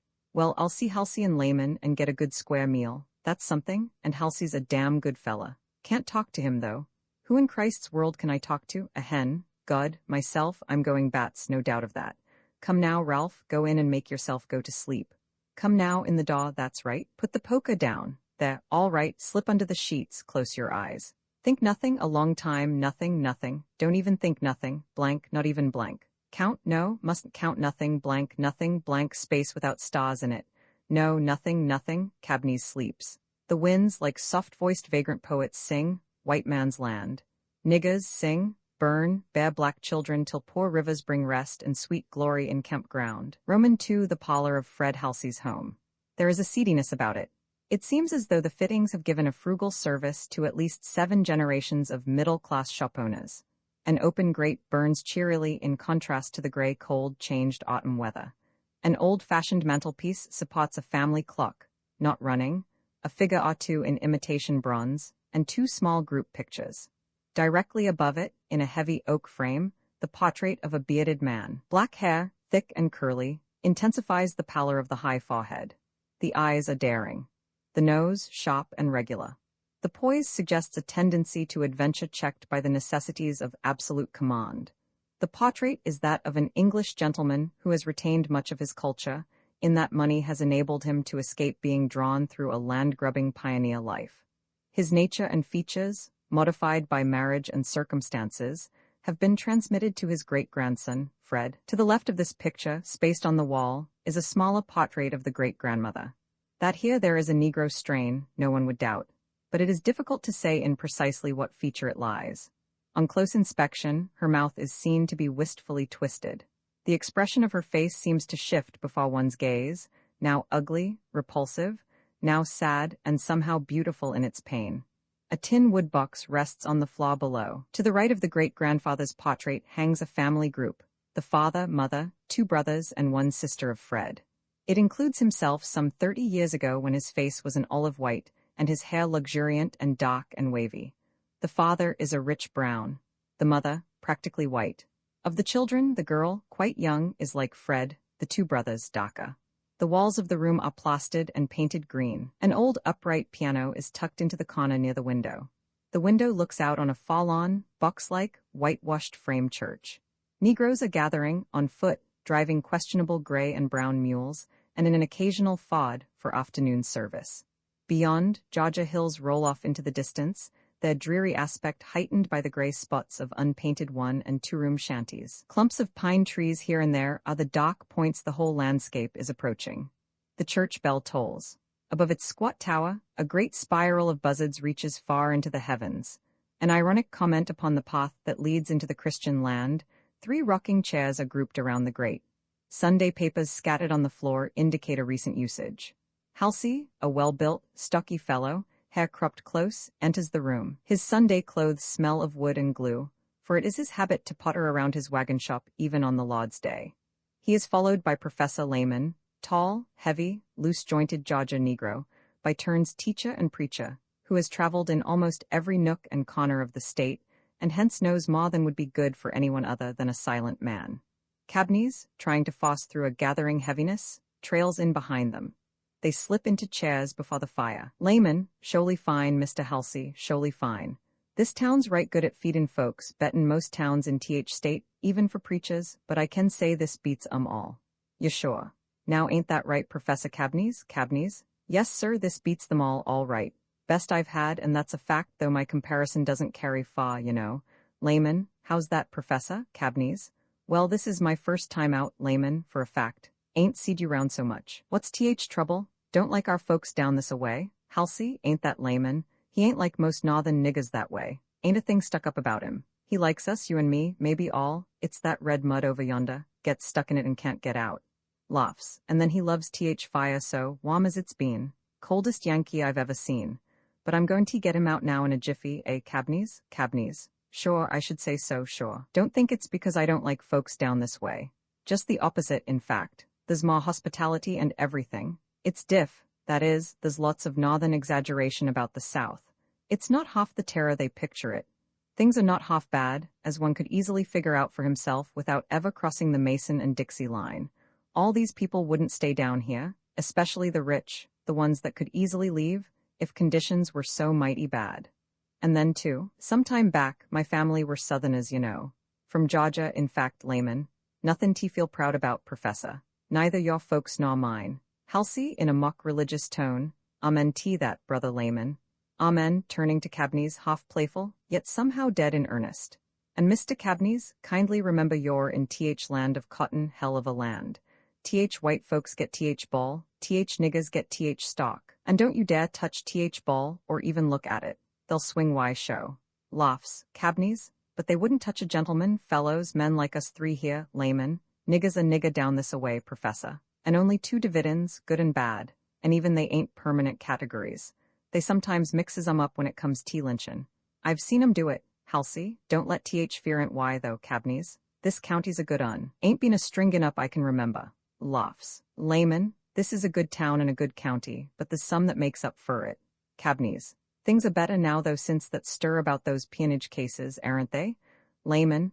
Ever hear tell of a single shot killin' mon one rabbit, Professor? Cabneys. No, of course not, that is, but then. Halsey, now I know you went bon yesterday, sprung up so rapid like you ain't heard of brick thrown in hornet's nest. Laughs, Cabneys, hardly, I know Halsey, cos why do. To layman see, northern niggas ain't as dumb as they make out to be. Cabneys, overlooking the remark, just stirs them up to sting. Halsey, perfection. And put just like a professor should put it. Cabneys, that's what actually did happen? Layman, well, if it ain't sauce only because stingers already movin' Jess as fast as they can go. And been goin' ever since I can remember, and then some mo. Though I don't usually make mention of it. Halsey, damn sight better not. Say, layman, you come from where they're always swammin', don't why? Layman, you sure? I do that show, don't want to mention it but it's a fact. I've seed time when there wa'n't no use to even stretch out flat upon ground. Seen 'em shoot and cut a man pieces who had died night before. You sure? And they didn't stop when they found out he was dead. Jess went on ahackin' at him anyway. Cabneys. What did you do? What did you say to them, Professor? Layman. Them's things you neither does a thing or talks about if why want to stay around this away, Professor. Halsey, listen to what he's tellin' why, Cabneys, may come in handy some day. Cabneys, can't something be done? But of course not, this preacher-ridden race. Pray and shout. They're in the preacher's hands, that's what it is. And the preacher's hands are in the white man's pockets. Halsey. Present company always accepted. Cabneys, the professor knows I wasn't referring to him. Layman, preacher's a preacher anywheres you turn. No use acceptin'. Cabneys, well of course if you look at it that way, I didn't mean, but can't something be done? Layman, show, you sure, and done first rate and well. Just like Sam Raymond done it. Cabneys, how's that? What did he do? Layman, white folks, reckon I ought tell it, had just knocked two others like you kill a cow, brained with an axe when they caught Sam Raymond by a stream. They was about to do for him when he up and says, white folks, I gotta die, I knows that. But why let me die in my own way? Some was fur gettin' after him, but boss held back and says, just so long's nigga dies, and Sam fell down on his knees and prayed. Oh Lord, I's comin' to why, and he up and jumps in stream. Singing from the church becomes audible. Above it, rising and falling in a plaintive moan, a woman's voice swells to shouting. Cabneys hears it. His face gives way to an expression of mingled fear, contempt, and pity. Layman takes no notice of it. Halsey grins at Cabneys. He feels like having a little spot with him. Halsey, let's go to church, eh, Cabneys? Cabneys, seeking control. All right, no sir. Not by a damn sight. Once a day's enough for me. Christ, but that stuff gets to me. Meaning no reflection on you, Professor. Halsey, cost not. Say, Cabneys, noticed why this morning. What why get up for and go out? Cabneys? Couldn't stand the shouting, and that's a fact. We don't have that sort of thing up north. We do, but, that is, someone should see to it that they are stopped or put out when they get so bad the preacher has to stop his sermon for them. Halsey, is that way while sit on sisters up north? Cabneys? In the church I used to go to no one ever shouted, Halsey, lungs weak? Cabneys? Hardly, that is, Halsey. Yankees are right up minute in tellin' folk how to turn a trick. They always were good at talkin'. Cabneys? Well anyway, they should be stopped. Layman, that's right, that's true. And it's worst ones in community that comes in church shout. I've sorta made a study of it. You take a man what drinks, biggest lick ahead around will come in church and yell loudest. And sister what's done wrong? and is always doin' wrong, will sit down in Amen Connor and swing her arms and shout her head off. Seems as if they can't control themselves out in world, they can't control themselves in church. Now don't that sound logical, Professor? Halsey. Reckon it's as good as any. But I heard that queer cuss over yonder. Why know him, don't why, Cabneys? Well, why ought T? He had a run-in with your boss other day, same as you'll have if you don't walk chalk line. And quicker better. I hate that Hanby, ornery bastard. I'll mash his mouth in one of these days. Well, as I was sayin', that fella, Lewis's name, I heard him sayin' something about a stream what's damned has got cut loose somewheres. And that sounds good. I know feelin' myself. He strikes me as knowin' a bucketful 'bout most things, that fella does. Seems like he doesn't want talk and does, sometimes, like Layman here. Damn queer fella him. Layman can't make heads or tails of him, and I've seen lots o' queer possums in my day. Everybody's wonderin' about him. White folks too. He'll have leave here soon, that's show. Always askin' questions. And I ain't seed his lips move once. Pockin' round a notin' somethin'. Noted what I said other day, and that went fur notin' down. Cabneys, what was that? Layman, oh, a lynching that took place 'bout a year ago. Worst I know of round these pots. Halsey, Bill Burnham? Layman, nah, Mame Lampkins. Halsey grunts but says nothing. The preacher's voice rolls from the church in an insistent chanting monotone. At regular intervals it rises to a crescendo note. The sister begins to shout. Her voice, high-pitched and hysterical, is almost perfectly attuned to the nervous key of Cabneys. Halsey notices his distress and is amused by it. Layman's face is expressionless. Cabneys wants to hear the story of Mame Lampkins. He does not want to hear it. It can be no worse than the shouting. Cabneys, his chair rocking faster. What about Mame Lampkins? Halsey, tell him, Layman. The preacher momentarily stops. The choir, together with the entire congregation, sings an old spiritual. The music seems to quiet the shouter. Her heavy breathing has the sound of evening winds that blow through pine cones. Layman's voice is uniformly low and soothing. A canebrake, murmuring the tale to its neighborhood, would be more passionate. Layman, white folks know that niggers talk, and they don't mind jest so long as nothing comes of it, so here goes. She was in family way, Mame Lampkins was. They killed her in street, and some white man seein' rissin' in her stomach as she lay there soppy in her blood like any cow, took and ripped her belly open, and kid fell out. It was living, but a nigger baby ain't supposed live. So he jabbed his knife in it and stuck it a tree. And then they all went away. Cabneys? Christ no. What had she done? Layman tried to hide her husband when they was after him. A shriek pierces the room. The bronze pieces on the mantel hum. The sister cries frantically, Jesus, Jesus, I've found Jesus. O Lord, glory to God, one mo sinner is Ackerman home. At the height of this, a stone, wrapped round with paper, crashes through the window. Cabneys springs to his feet, terror-stricken. Layman is worried. Halsey picks up the stone, takes off the wrapper, smooths it out, and reads, You northern nigger, it's time for YT leave, get along now. Cabneys knows that the command is meant for him. Fear squeezes him, caves him in, as a violent external pressure would. Fear flows inside him. It fills him up. He bloats. He saves himself from bursting by dashing wildly from the room. Halsey and Layman stare stupidly at each other. The stone, the crumpled paper are things, huge things that weight them. Their thoughts are vaguely concerned with the texture of the stone, with the color of the paper. Then they remember the words and begin to shift them about in sentences. Layman even construes them grammatically. Suddenly the sense of them comes back to Halsey. He grips Layman by the arm and they both follow off to Cabneys. A false dusk has come early. The countryside is ashen chill. Cabins and roads and canebrakes whisper. The church choir, dipping into a long silence, sings, My Lord, what a morning, my Lord, what a morning, my Lord, what a morning, when the stars begin to fall. Softly luminous over the hills and valleys, the faint spray of a scattered star. Roman 3, a splotchy figure drives forward along the cane and Cornstalk Hemden Road. A scarecrow replica of Cabneys, awkwardly animate. Fantastically plastered with red Georgia mud. It skirts the big house whose windows shine like mellow lanterns in the dusk. Its shoulder jogs against a sweet gum tree. The figure caroms off against the cabin door and lunges in. It slams the door as if to prevent someone entering after it. God Almighty, they are here. After me, on me. All along the road I saw their eyes flaring from the cane. Hounds, shouts, what in God's name did I run here for? A mud-hole trap. I stumbled on a rope. Oh God, a rope. The clammy hands were like the love of death playing up and down my spine, trying to trip my legs, to trip my spine, up and down my spine. My spine, my legs, why in hell didn't they catch me? Cabney's wheels around, half defiant, half numbed with a more immediate fear. Wanted to trap me here? Get out o' there, I see you. He grabs a broom from beside the chimney and violently pokes it under the bed. The broom strikes a tin washtub. The noise bewilders, he recovers. Not there, in the closet. He throws the broom aside and grips the poker, starts towards the closet door, towards somewhere in the perfect blackness behind the chimney. I'll brain you. He stops short. The box of hounds, evidently in pursuit, reach him. A voice, liquid in distance, yells, "Hi, hi! Oh God, they are after me. Holy Father, Mother of Christ, hell, this ain't no time for prayer." Voices just outside the door. Reckon he's here. Don't see no light, though. The door is flung open. Cabneys, get back or I'll kill you. He braces himself, brandishing the poker. Halsey, coming in, ain't as bad as all that. Put that thing down. Layman, it's only us, Professor, nobody else after why. Cabneys, Halsey, Layman, close that door. Don't light that light. For God's sake, get away from there. Halsey, nobody's after why. Cabneys, I'm tellin' why. Put that thing down and get yourself together. Cabneys, I tell you they are. I saw them. I heard the hounds.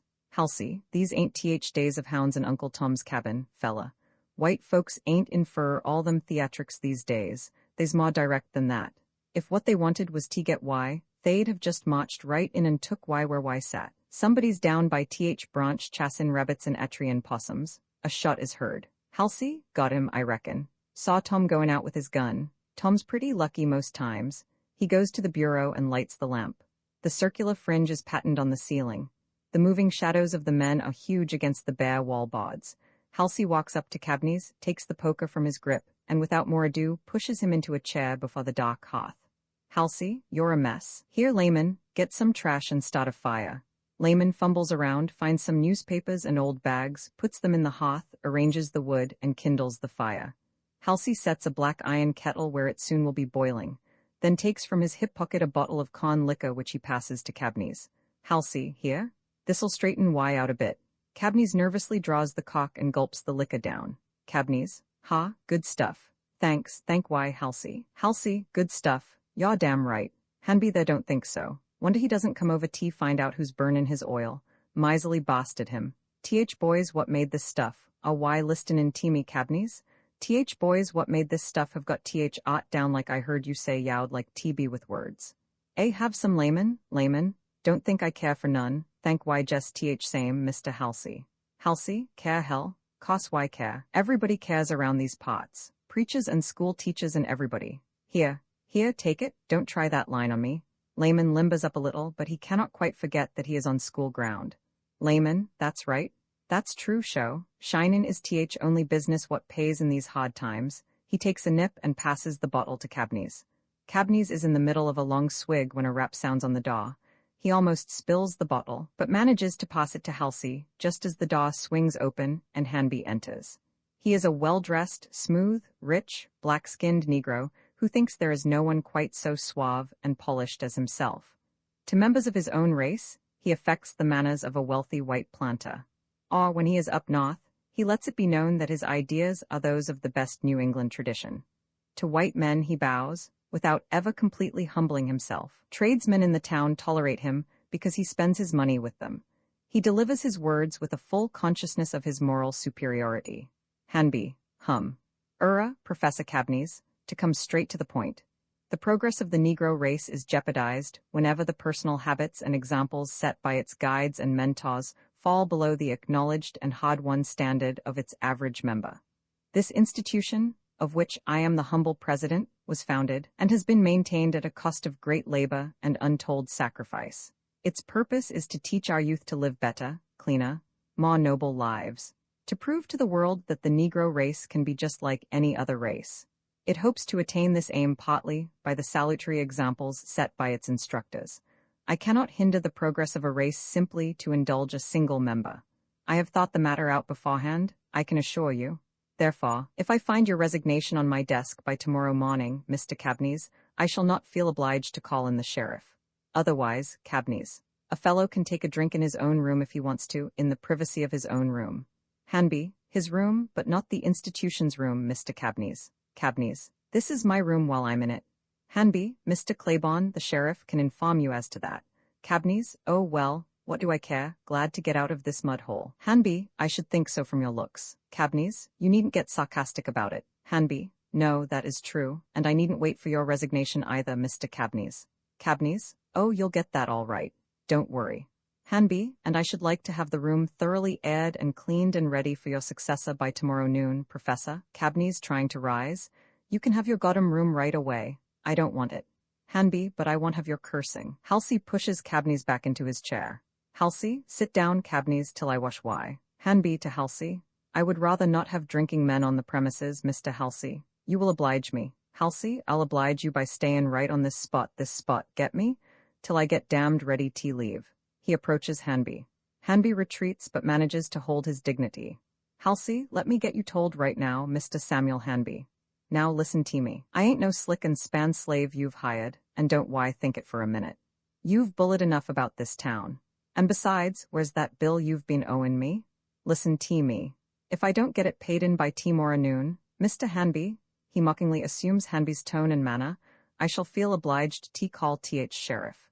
And that sheriff'll be myself who'll catch Y in road and pull Y out your buggy and rightly attend TY. You heard me. Now leave him alone. I'm tacking him home with me. I got it fixed before you came in. He's going to work with me. Shappin' shafts and buildin' wagons'll make a man of him what nobody, why get me? What nobody can take advantage of, that's all. Halsey burrs off into vague and incoherent comment. Pause, disagreeable. Layman's eyes are glazed on the spurting fire. Cabneys wants to rise and put both Halsey and Hanby in their places. He vaguely knows that he must do this, else the power of direction will completely slip from him to those outside. The conviction is just strong enough to torture him, to bring a feverish, quick-passing flare into his eyes, to mutter words soggy in hot saliva, to jerk his arms upward in futile protest. Halsey, noticing his gestures, thinks it is water that he desires. He brings a glass to him. Cabneys slings it to the floor. Heat of the conviction dies. His arms crumple. His upper lip, his mustache, quiver. Rap, rap. On the door, the sounds slap Cabneys. They bring a hectic color to his cheeks. Like huge cold finger-tips, they touch his skin and gooseflesh it. Hanby strikes a commanding pose. He moves toward Layman. Layman's face is innocently immobile. Halsey, who's there? Voice, Lewis. Halsey, come in, Lewis. Come on in. Lewis enters. He is the queer fellow who has been referred to. A tall, wiry, copper-colored man, 30 perhaps. His mouth and eyes suggest purpose guided by an adequate intelligence. He is what a stronger Cabneys might have been, and in an odd, faint way resembles him. As he steps towards the others, he seems to be issuing sharply from a vivid dream. Lewis shakes hands with Halsey, nods perfunctorily to Hanby, who has stiffened to meet him, smiles rapidly at Layman, and settles with real interest on Cabneys. Lewis, Cabneys passed me on the road. Had a piece of business of my own, and couldn't get here any sooner. Thought I might be able to help in some way or other. Halsey, a good bath's about all he needs now, and something to put his mind to rest. Lewis, I think I can give him that. That note was meant for me. Some Negroes have grown uncomfortable at my being here. Cabneys, you mean, Mr. Lewis, some colored folks through it? Christ amity? Halsey, that's what he means. And just as I told why. White folks more direct than that. Cabneys, what are they after you for? Lewis, it's a long story, Cabneys, too long for now, and it might involve present company. He laughs pleasantly and gestures vaguely in the direction of Hanby. Tell you about it later on perhaps. Cabneys, you're not going? Lewis, not till my month's up. Halsey, how's that? Lewis, I'm on a sort of contract with myself. Is about to leave. Well, glad it's nothing serious, Halsey. Come round TTH shop sometime, why don't why, Lewis? I've asked why enough. I'd like to have a talk with why. I ain't as dumb as I look. Cabneys and me'll be in most any time. Not much work these days, wish to hell there was. This burg gets to me when there ain't. In answer to Lewis' question, he's going to work with me. Ya neither this side th branch ain't good for him. Looks at Hanby, laughs. Lewis, I see, his eyes turn to Cabneys. In the instant of their shifting, a vision of the life they are to meet, Cabneys, a promise of a soil-soaked beauty, uprooted, thinning out, suspended a few feet above the soil whose touch would resurrect him. Arm's length removed from him whose will to help, there is a swift intuitive interchange of consciousness. Cabneys has a sudden need to rush into the arms of this man. His eyes call, brother. And then a savage, cynical twist about within him mocks his impulse and strengthens him to repulse Lewis. His lips curl cruelly. His eyes laugh. They are glittering needles, stitching. With a throbbing ache they draw Lewis to. Lewis brusquely wheels on Hanby. Lewis, I'd like to see you, sir, a moment if you don't mind. Hanby's tight collar and vest effectively preserve him. Hanby, yes, Mr. Lewis. Right away. Lewis, see you later, Halsey. Halsey, so long, thanks, show hope so, Lewis. As he opens the door and Hanby passes out, a woman, miles down the valley, begins to sing. Her song is a spark that travels swiftly to the nearby cabins. Like purple tallow flames, songs jet up. They spread a ruddy haze over the heavens. The haze swings low. Now the whole countryside is a soft chorus. Laud. Oh Laud, Lewis closes the door behind him. A flame jets out, the kettle is boiling. Halsey notices it. He pulls the washtub from beneath the bed. He arranges for the bath before the fire. Halsey, told why them theatrics didn't fit a white man. Niggas, just like I told why. And after him. Ain't suprissin' though. He ain't bowed to none of them. Nashaw. Nary a one of them nary an inch nary a time. And only mixed when he was good and ready. Cabneys, that song Halsey, do you hear it? Halsey, that's a man. Hear me, Cabneys, a man, Cabneys, Jesus, do you hear it? Halsey, hear it? Hear what? 'Cause I hear it. Listen to what I'm tellin' why, a man, get me? They'll get him yet if he don't watch out. Cabneys is jolted into his fear. Cabneys, get him? What do you mean? How? Not lynch him. Halsey, nah, take a shotgun and shoot his eyes clear out. Well anyway, it wasn't for you just like I told why. You'll stay over at house and work with me, eh boy? Good get away from his knobs, eh? Damn big stiff though him. And you're not first and I can tell why. Laughs. He bustles and fusses about Cabneys as if he were a child. Cabneys submits, wearily. He has no will to resist him. Layman, his voice is like a deep hollow echo. That's right.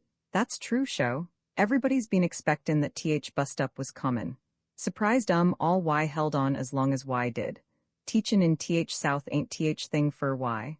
Nashaw, you ought to be way back up north where sometimes I wish I was.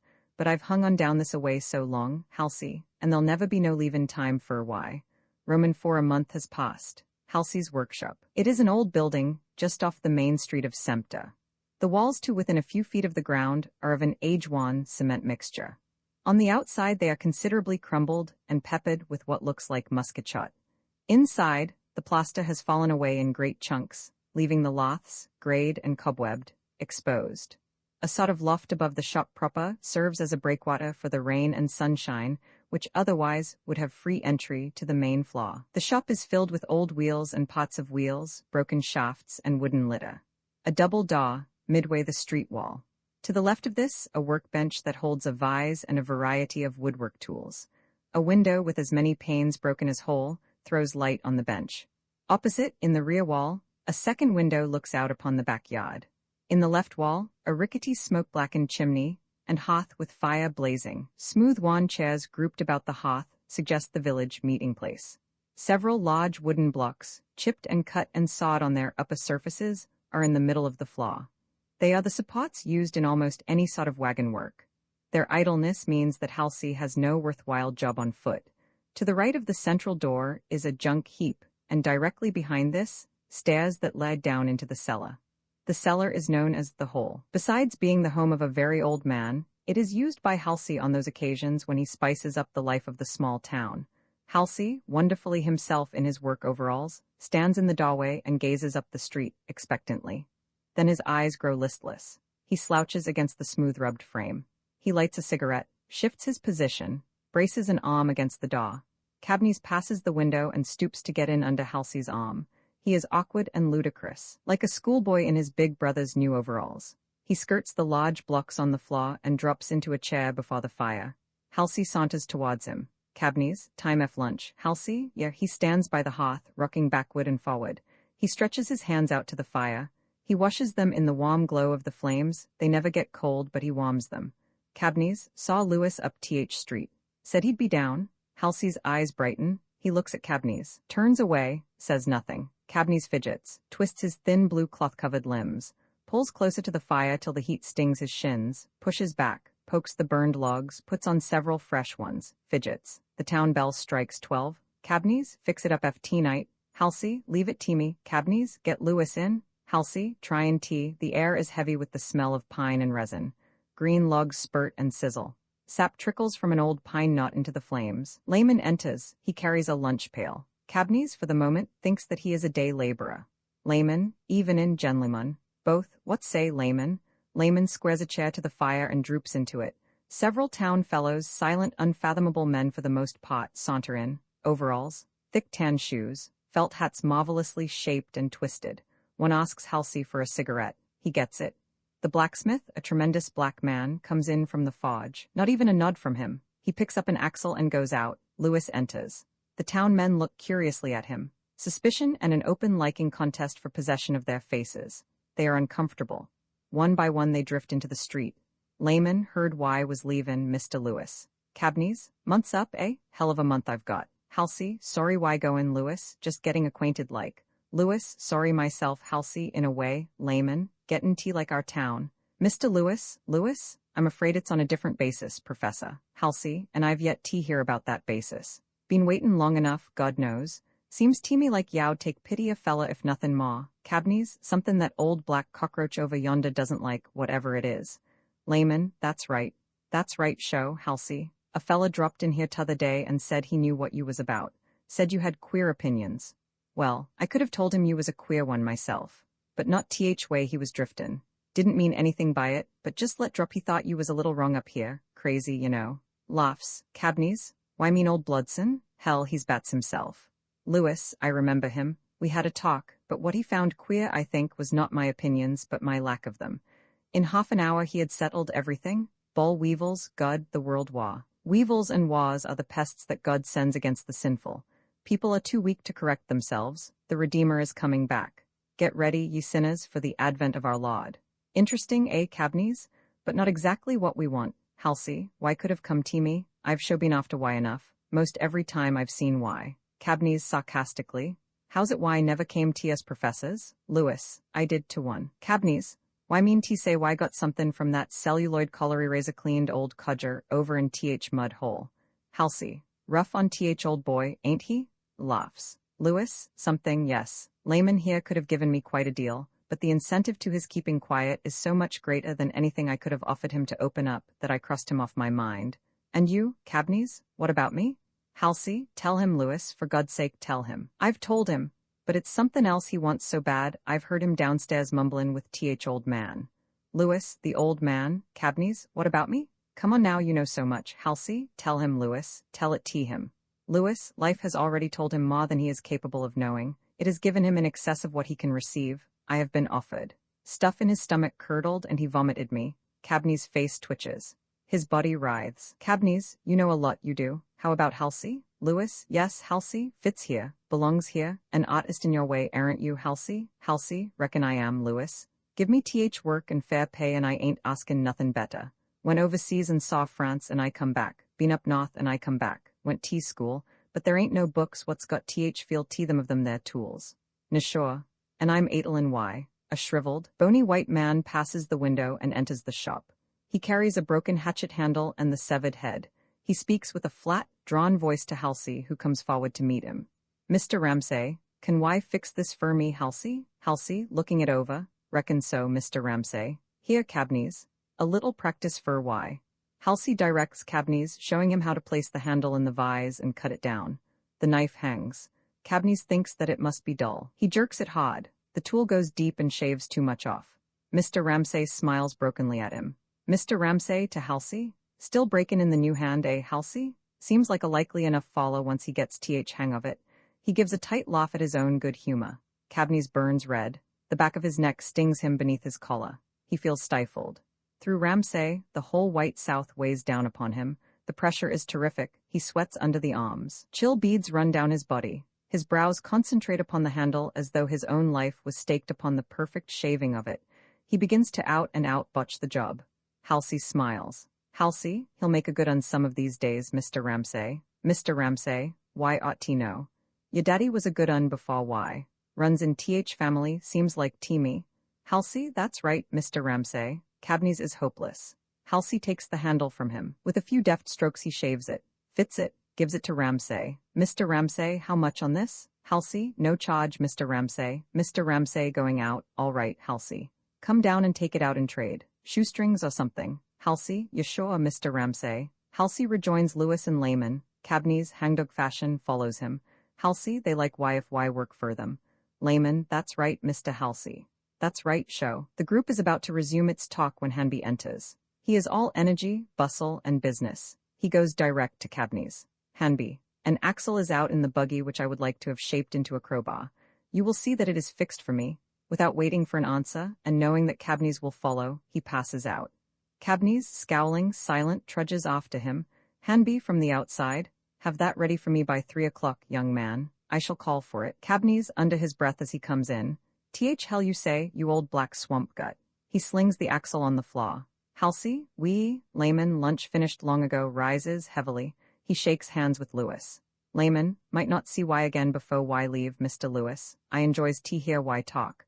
Why might have been a preacher. Maybe a bishop some day. Show do hope see why back this away again sometime, Mr. Lewis.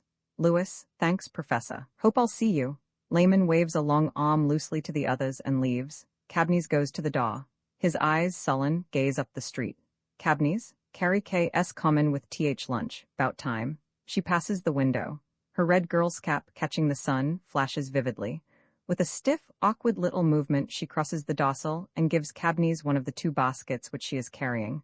There is a slight stoop to her shoulders. The curves of her body blend with this to a soft, rounded charm. Her gestures are stiffly variant. Black bangs curl over the forehead of her oval olive face. Her expression is dazed, but on provocation it can melt into a wistful smile. Adolescent. She is easily the sister of Fred Halsey. Carrie K., mother says excuse her, brother Fred and Ralph, Bane late. Cabney's? Everything's all right and okay, Carrie Kate. Okay and all right.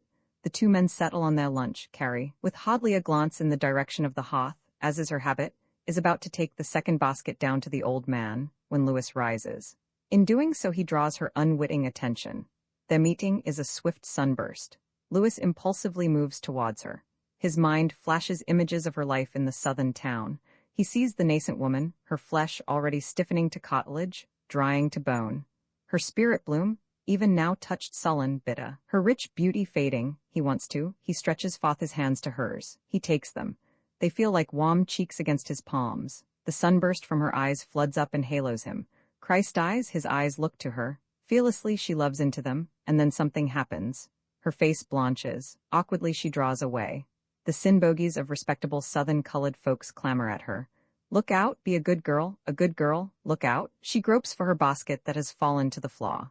Finds it and marches with a rigid gravity to her task of feeding the old man. Like the glowing white ash of burned paper, Lewis' eyelids, wavering, settle down. He stirs in the direction of the rear window. From the backyard, mules tethered to odd trees and posts blink dumbly at him. They too seem burdened with an impotent pain. Cabney's and Halsey are still busy with their lunch. They haven't noticed him. After a while he turns to them. Lewis, your sister Halsey, what's to become of her? What are you going to do for her? Halsey, who? What am I going to do? Lewis, what I mean is, what does she do down there? Halsey, oh, feeds old man. Had lunch, Lewis? Lewis, thanks, yes, you have never felt her, have you, Halsey?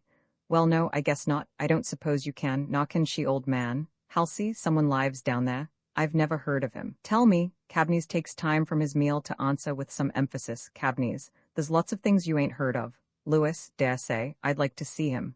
Cabney's, you'll get all chance you want tea night. Halsey, fixin' a little something up for tea night, Lewis. 3 of us and some girls. Come round 'bout 10:30. Lewis, glad to. But what under the sun does he do down there? Halsey, asked Cabney's. He blows off him every chance he gets. Cabney's gives a grunting laugh. His mouth twists. Carrie returns from the cellar. Avoiding Lewis, she speaks to her brother. Carrie K., brother Fred, father hasn't eaten now going on second week, but mumbles and talks funny, or tries talk when I put his hands on food. He frightens me, and I dunno what do. And oh, I came near Fergerton, brother, but Mr. Marmon, he was eatin' lunch when I saw him, told me tell why that lumber wagon busted down and he wanted why fix it for him. Said he reckoned he could get it why after he ate. Halsey chucks a half-eaten sandwich in the fire, gets up, arranges his blocks, goes to the door and looks anxiously up the street. The wind whirls a small spiral in the gray dust road. Halsey, why didn't why tell me sooner, little sister? Carrie K. I forget tea and just remembered it now, brother. Her soft rolled words are fresh pain to Lewis. He wants to take her north with him. What for? He wonders what Cabney's could do for her. What she could do for him? Mother him. Carrie gathers the lunch things silently and in her pinched manner curtsies and departs. Cabney's lights his after-lunch cigarette. Lewis, who has sensed a change, becomes aware that he is not included in it. He starts to ask again about the old man. Decides not to, rises to go. Lewis, think I'll run along, Halsey. Halsey, sure, glad TCY anytime. Cabney's, don't forget tea night. Lewis, don't worry, I want so long. Cabney's so long, we'll be expectin' why. Lewis passes Halsey at the door. Halsey's cheeks form a vacant smile. His eyes are wide awake, watching for the wagon to turn from Broad Street into his road. Halsey, so long. His words reach Lewis halfway to the corner. Night, soft belly of a pregnant negress, throbs evenly against the torso of the south. Night throbs a womb song to the south. Cane and cotton fields, pine forests, cypress swamps, sawmills, and factories are fecund at her touch. Night's womb song sets them singing. Night winds are the breathing of the unborn child whose calm throbbing in the belly of a negress sets them somnolently singing. Hear their song. White man's land. Niggers, sing. Burn, bare black children till poor rivers bring rest, and sweet glory in campground. Sempter's streets are vacant and still. White paint on the wealthier houses has the chill blue glitter of distant stars. Negro cabins are a purple blur. Broad Street is deserted. Winds stir beneath the corrugated iron canopies and dangle odd bits of rope tied to hoss and mule-gnawed hitching posts. One stall window has a light in it. Chesterfield cigarette and Cherocola cardboard advertisements are stacked in it. From a side door, two men come out. Pause for a last word and then say good night. Soon they melt in shadows thicker than they. Way off down the street, four figures sway beneath iron awnings which form a sort of corridor that imperfectly echoes and jumbles what they say. A fifth form joins them. They turn into the road that leads to Halsey's workshop. The old building is phosphorescent above deep shade. The figures pass through the double door. Night winds whisper in the eaves, sing weirdly in the ceiling cracks, stir curls of shavings on the floor. Halsey lights a candle. A good-sized lumber wagon, wheels off, rests upon the blocks. Cabney's makes a face at it. An unearthly hush is upon the place. No one seems to want to talk. To move, lest the scraping of their feet. Halsey, come on down this way, folks. He leads the way. Stella follows, and close after her, Cora, Lewis, and Cabney's. They descend into the hole. It seems huge, limitless in the candlelight. The walls are of stone, wonderfully fitted. They have no openings save a small iron-barred window toward the top of each. They are dry and warm. The ground slopes away to the rear of the building and thus leaves the south wall exposed to the sun. The blacksmith shop is plumb against the right wall. The floor is clay.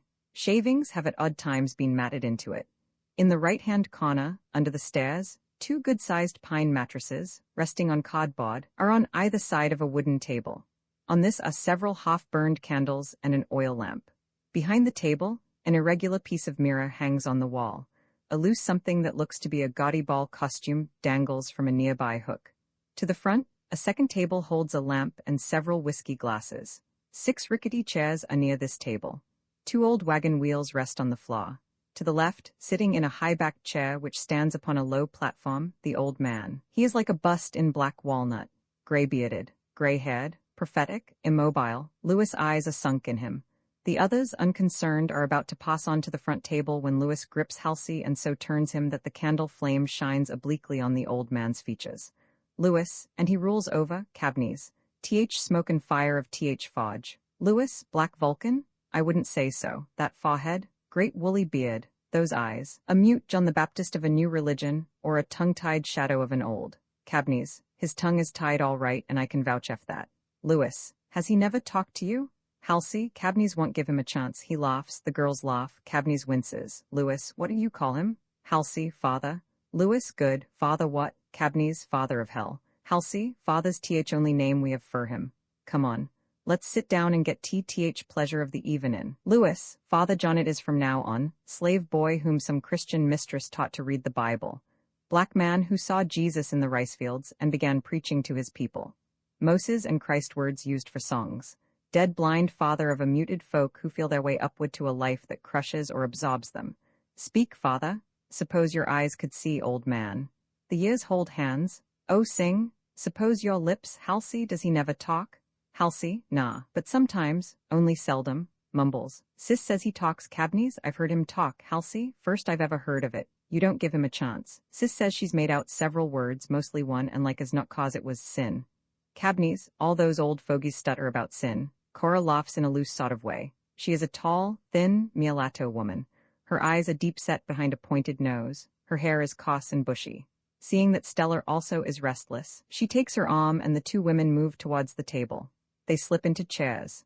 Halsey follows and lights the lamp. He lays out a pack of cards. Stella sorts them as if telling fortunes. She is a beautifully proportioned, large-eyed, brown-skinned girl. Except for the twisted line of her mouth when she smiles or laughs, there is about her no suggestion of the life she's been through. Cabnese, with great mock solemnity, goes to the corner, takes down the robe, and dons it. He is a curious spectacle, acting a part, yet very real. He joins the others at the table. They are used to him. Lewis is surprised. He laughs. Cabnese shrinks and then glares at him with a furtive hatred. Halsey, bringing out a bottle of corn liquor, paws drinks. Halsey, come on, Lewis. Come on, you fellas. Here's looking at why. Then, as if suddenly recalling something, he jerks away from the table and starts towards the steps. Cabnese, where why go in, Halsey? Halsey, where? Where why think? That oak beam in th wagon. Cabnese, come here, sit down. What in hell's wrong with you fellas? You with your wagon, Lewis with his father John. This ain't th time for foolin' with wagons, daytime's bad enough f that. Sit down. Lewis, you two sit down, have a drink. That's right. Drink con liquor, love th girls, and listen th old man mumblin' sin. There seems to be no good time spirit to the party. Something in the air is too tense and deep for that. Lewis, seated now so that his eyes rest upon the old man, merges with his sauce and lets the pain and beauty of the South meet him there. White faces, pain pollen, settle downward through a cane-sweet mist and touch the ovaries of yellow flowers. Cotton balls bloom, droop. Black roots twist in a parched red soil beneath a blazing sky. Magnolias, fragrant, a trifle futile, lovely, far off, his eyelids close. A foss begins to heave and rise. Stellar is serious, reminiscent. Stella. Use all is brought up t hate sin worse than death, Cabnese. And then before you have why eyes half open, yaw made t love it if why want t live. Stella, us never, Cabnese? Oh, I know your story, that old prim bastard over yonder, and then old Calvert's office, Stella. It wasn't them. Cabnese, I know. They put why out of church and then I guess th preacher came around and asked ef some. But that's your buddy.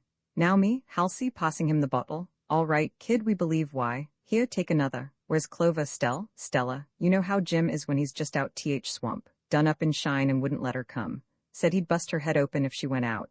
Cabnese, don't see why he doesn't stay over with Laura where he belongs. Stella, ask him and I reckon he'll tell why. More than you want. Halsey, th nigga hates th sight of a black woman worse than death. Sorry t mix why up this way, Lewis. But why see how 'tis? Lewis' skin is tight and glowing over the fine bones of his face. His lips tremble. His nostrils quiver. The others notice this and smile knowingly at each other. Drinks and smokes are passed around. They pay no never-minds to him. A real party is being worked up. Then Lewis opens his eyes and looks at them. Their smiles disperse in hot-cold tremors. Cabnese chokes his laugh. It sputters, gurgles. His eyes flicker and turn away. He tries to pass the thing off by taking a long drink which he makes considerable fuss over. He is drawn back to Lewis. Seeing Lewis gaze still upon him, he scowls. Cabnese, whatcha looking at me for? Why want t know who I am? Well, I'm Ralph Cabnese, lot of good it's goin' t do why. Well, whatcha keep lookin' for? I'm Ralph Cabnese. Ain't that enough fy? Want th whole family history.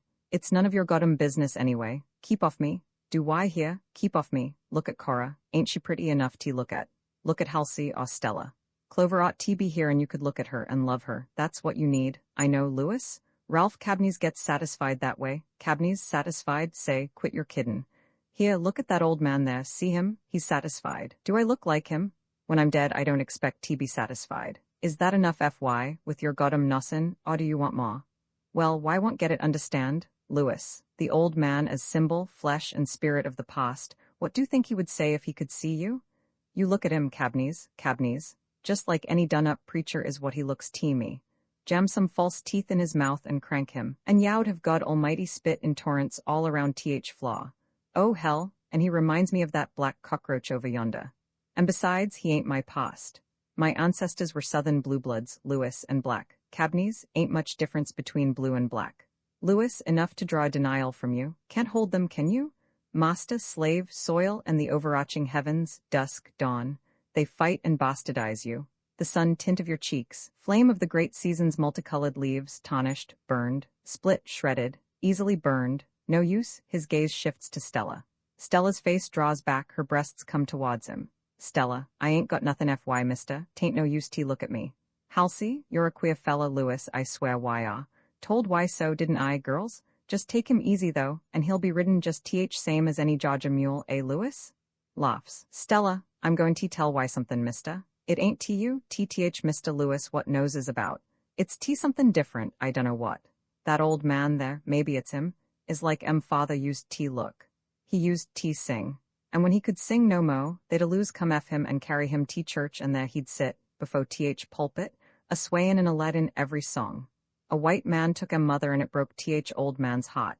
He died, and then I didn't care what become of me and I don't now. I don't care now. Don't get it in why head I'm some sentimental Susie askin' for yo sup. Sure. But there's something yo th others ain't got. Boss and kids and fools, that's all I've known. Boss when their fever's up. When their fever's up they come to me. Halsey asks me over when he's off th job.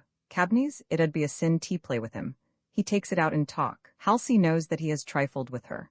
At odd things he has been inwardly penitent before her tasking him. But now he wants to hurt her. He turns to Lewis. Halsey, Lewis, I got a little liquor in me and that's true, true's what I said. True, but th stuff just seems to wake me up and make my mind a man of me. Listen, you know a lot, queer as hell as why and I want to ask why some questions. Thea too high for them, Stellar and Cora and Cabneys, so we'll just excuse them. A chat between ourselves, turns to the others. You all can't listen in on this, 'twant interest why. So just leave th table t this gentleman and myself, go long now. Cabneys gets up, pompous in his robe, grotesquely so, and makes as if to go through a grand march with Stella. She shoves him off, roughly, and in a mood swings her body to the steps.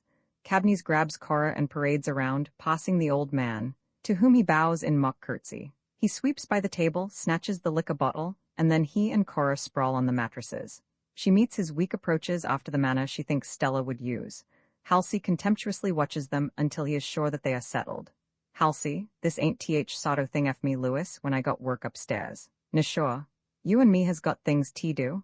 Wastin' time on common low-down women. Say, Lewis, look at her now, Stella, ain't she a picture? Common wench, nah she ain't Lewis. You know she ain't. I'm only tryin' to fool why. I used to love that girl. You sure. And sometimes when th moon is thick and I hear dogs up th valley barkin' and some old woman fetches out her song, and th winds seem like th laud made them fur t fetch and carry th smell o' pine and cane, and there ain't no big job on foot, I sometimes get t thinkin' that I still do, but I want t talk ty, Lewis, queer as why Why no, Lewis, I went to school once, yeah, in Augusta, but it wasn't a regular school. Nah, it was a pussy Sunday school masqueradin' under a regular name. Some goody-goody teachers from th North had come down to teach th niggers. If you was nearly white, they liked why.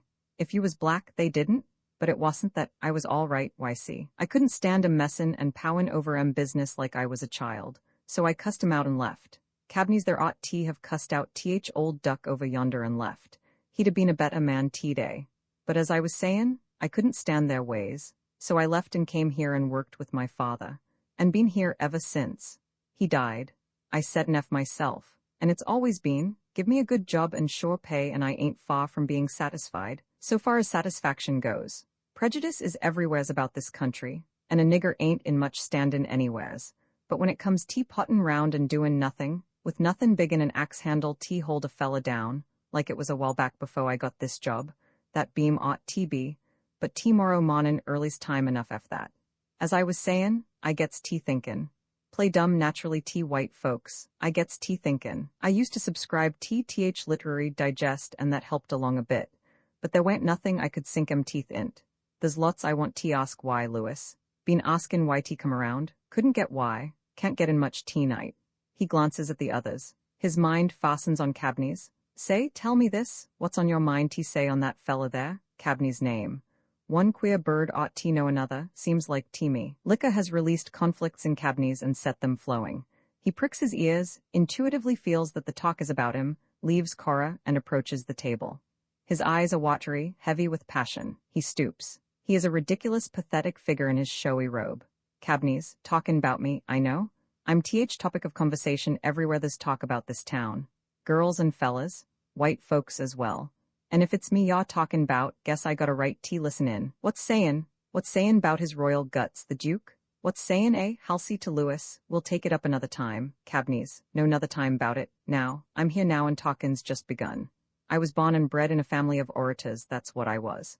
Halsey preaches, Cabneys, nah, preaches hell. I didn't say windbusters, why misapprehended me? Why understand what that means, don't why? All right then, why misapprehended me? I didn't say preaches. I said orators. ORTORS bon one and I'll die one. You understand me, Lewis. He turns to Halsey and begins shaking his finger in his face.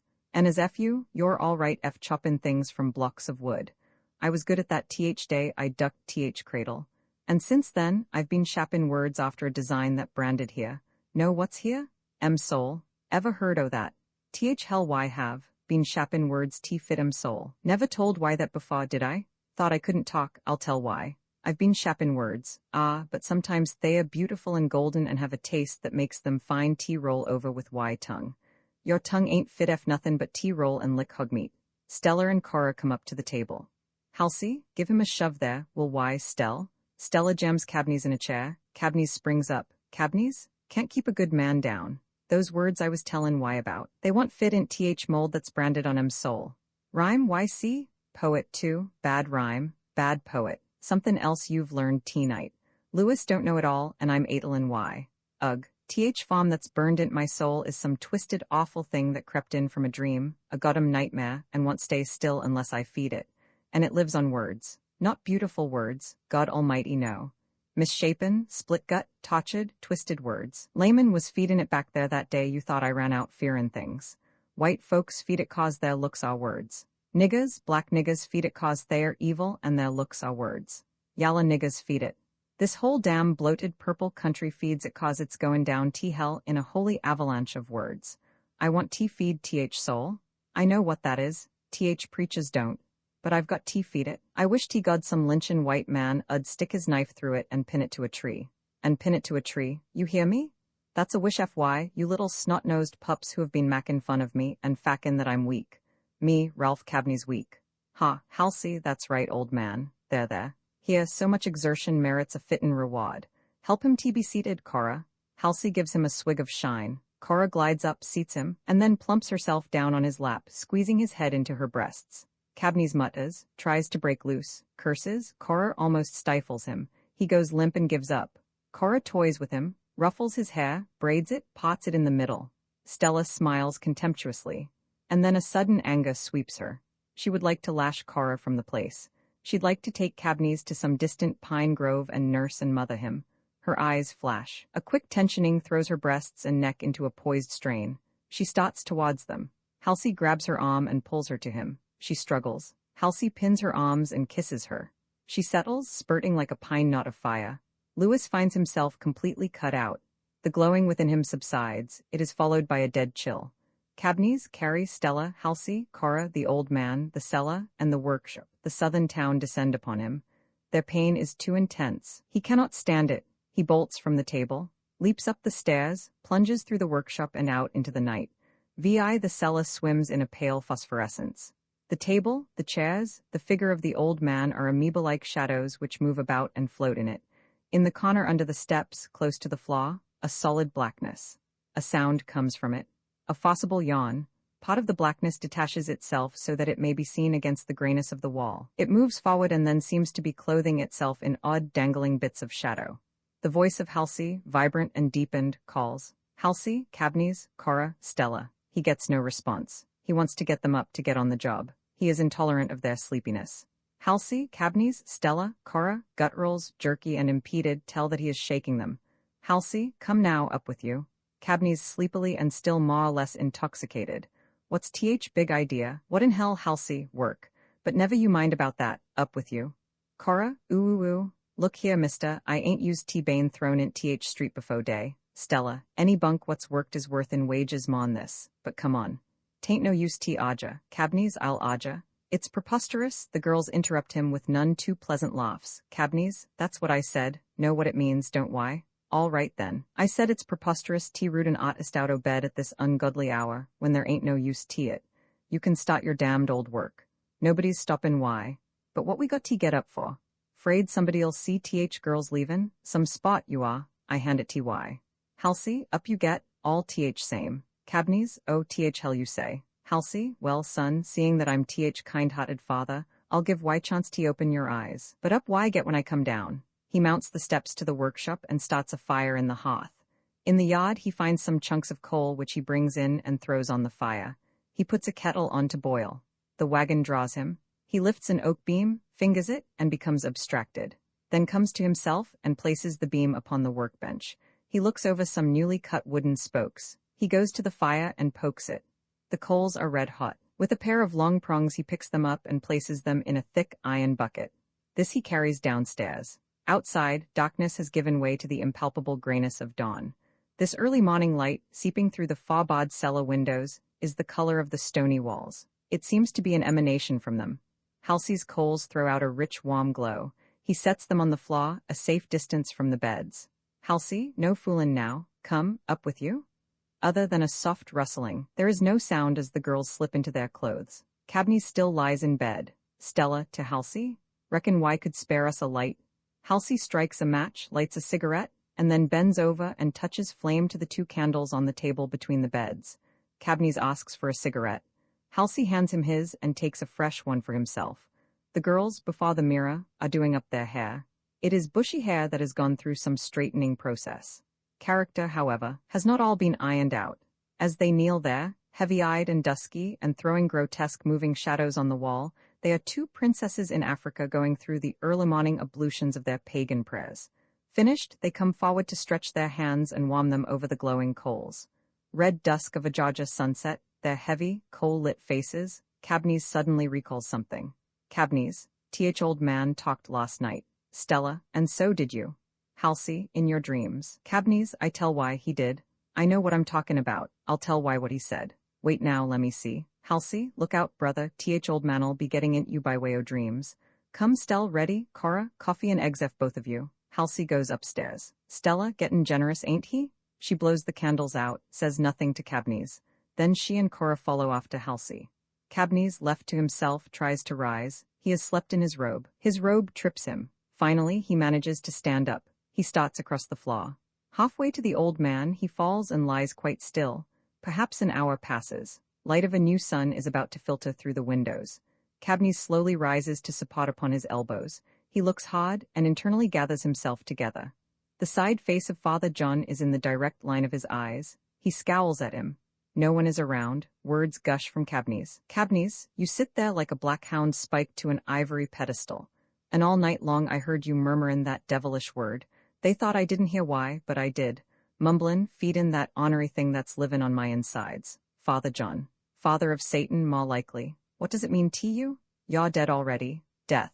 What does it mean to you? To you who died way back there in th'60s.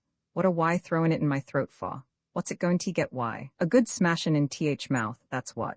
My fist'll sink int why black mush face clear ty guts, if why got any? Don't believe why have. Never seen signs of none. Death, death, sin and death. All night long why mumbled death. He forgets the old man as his mind begins to play with the word and its associations.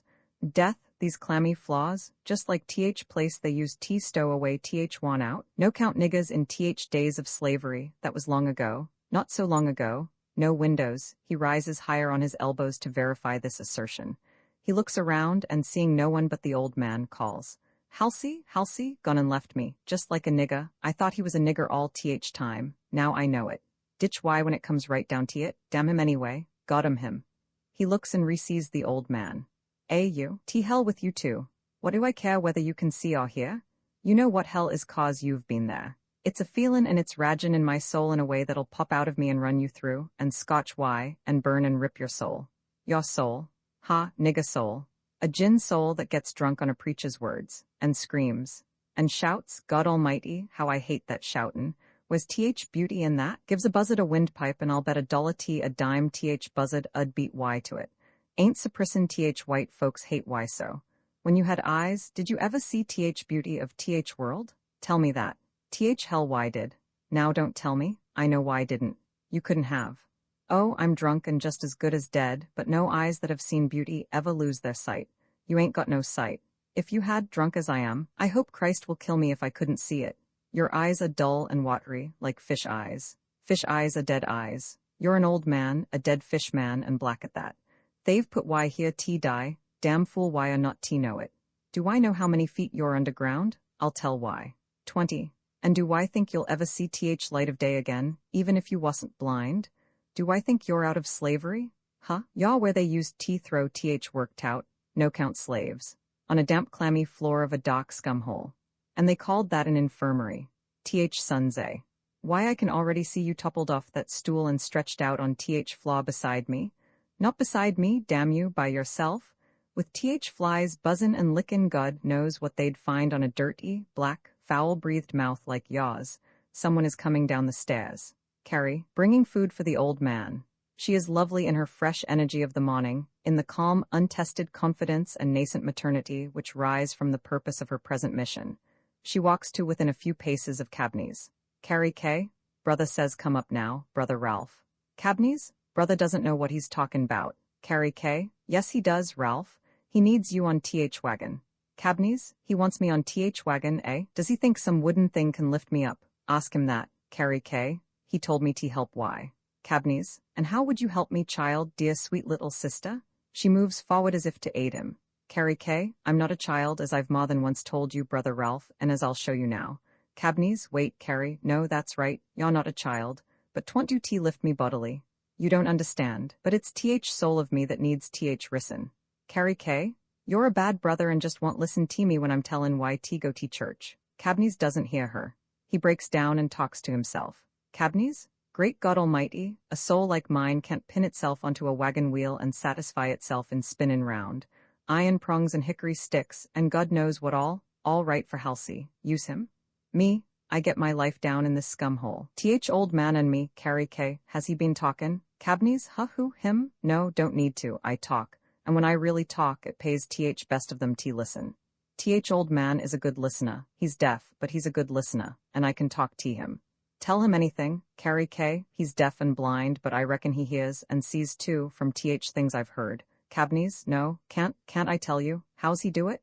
Carrie K., dunno, except I've heard that souls of old folks have a way of seein' things. Cabney's, and I've heard them call that superstition. The old man begins to shake his head slowly. Carrie and Cabney's watch him anxiously. He mumbles. With a grave motion his head nods up and down. And then, on one of the downswings, Father John, remarkably clear and with great conviction, sin. He repeats this word several times, always the downward nodding. Surprised, indignant, Cabney's forgets that Carrie is with him. Cabney's, sin, shut up. What do you know about sin, you old black bastard? Shut up and stop that swayin' and noddin' your head. Father John, sin, Cabney's tries to get up. Cabney's, didn't I tell YT shut up? Carrie steps forward to help him. Cabney's is violently shocked at her touch. He springs back. Cabney's, Carrie, what, how, baby, you shouldn't be down here. Ralph says things, doesn't mean to, but Carrie, he doesn't know what he's talking about. Couldn't know. It was only a preacher's sin they knew in those old days, and that wasn't sin at all. Mind me, only sin is what's done against soul. Whole world is a conspiracy sin, especially in America, and against me. I'm victim of their sin, I'm what sin is. Does he look like me? Have you ever heard him say things you've heard me say? He couldn't if he had Holy Ghost help him. Don't look shocked, little sweetheart, you hurt me. Father John, sin, Cabney's, aw, shut up, old man. Carrie K., leave him be, he wants to say something. She turns to the old man. What is it, Father? Cabney's, what you talkin' to that old deaf man for? Come away from him. Carrie K., what is it, Father? The old man's lips begin to work. Words are formed incoherently. Finally, he manages to articulate, Father John. Sin what's fixed hesitates. Carrie K., restraining a comment from Cabney's, go on, Father. Father John, upon white folks Cabney's, suppose you're talkin' about that bastard race that's roamin' round country. It looks like sin, if that's what I mean. Give us something new and up date. Father John, tellin' Jesus, lies. O sin white folks mitted when they made Bible lie. Boom, boom, boom, thuds on the floor above. The old man sinks back into his stony silence. Carrie is wet-eyed, Cabney's contemptuous, Cabney's, so that's your sin. All these years tell us that white folks made Bible lie. Well, I'll be damned, Lewis ought to have been here. You old black fakia, Carrie K., brother Ralph, is that your best amen? She turns him to her and takes his hot cheeks in her firm, cool hands. Her palms draw the fever out. With its passing, Cabney's crumples. He sinks to his knees before her, ashamed, exhausted. His eyes squeeze tight. Carrie presses his face tenderly against her. The suffocation of her fresh starched dress feels good to him. Carrie is about to lift her hands in prayer when Halsey, at the head of the stairs, calls down. Halsey, well, what's up? Ain't you ever come on. What's up down there? Take you all mornin' tea sleep off a pint? Y'all weakenin', man, y'all weakenin'. Th Axel and Th Beams already waitin' FY. Come on. Cabney's rises and is going doggedly towards the steps. Carrie notices his robe.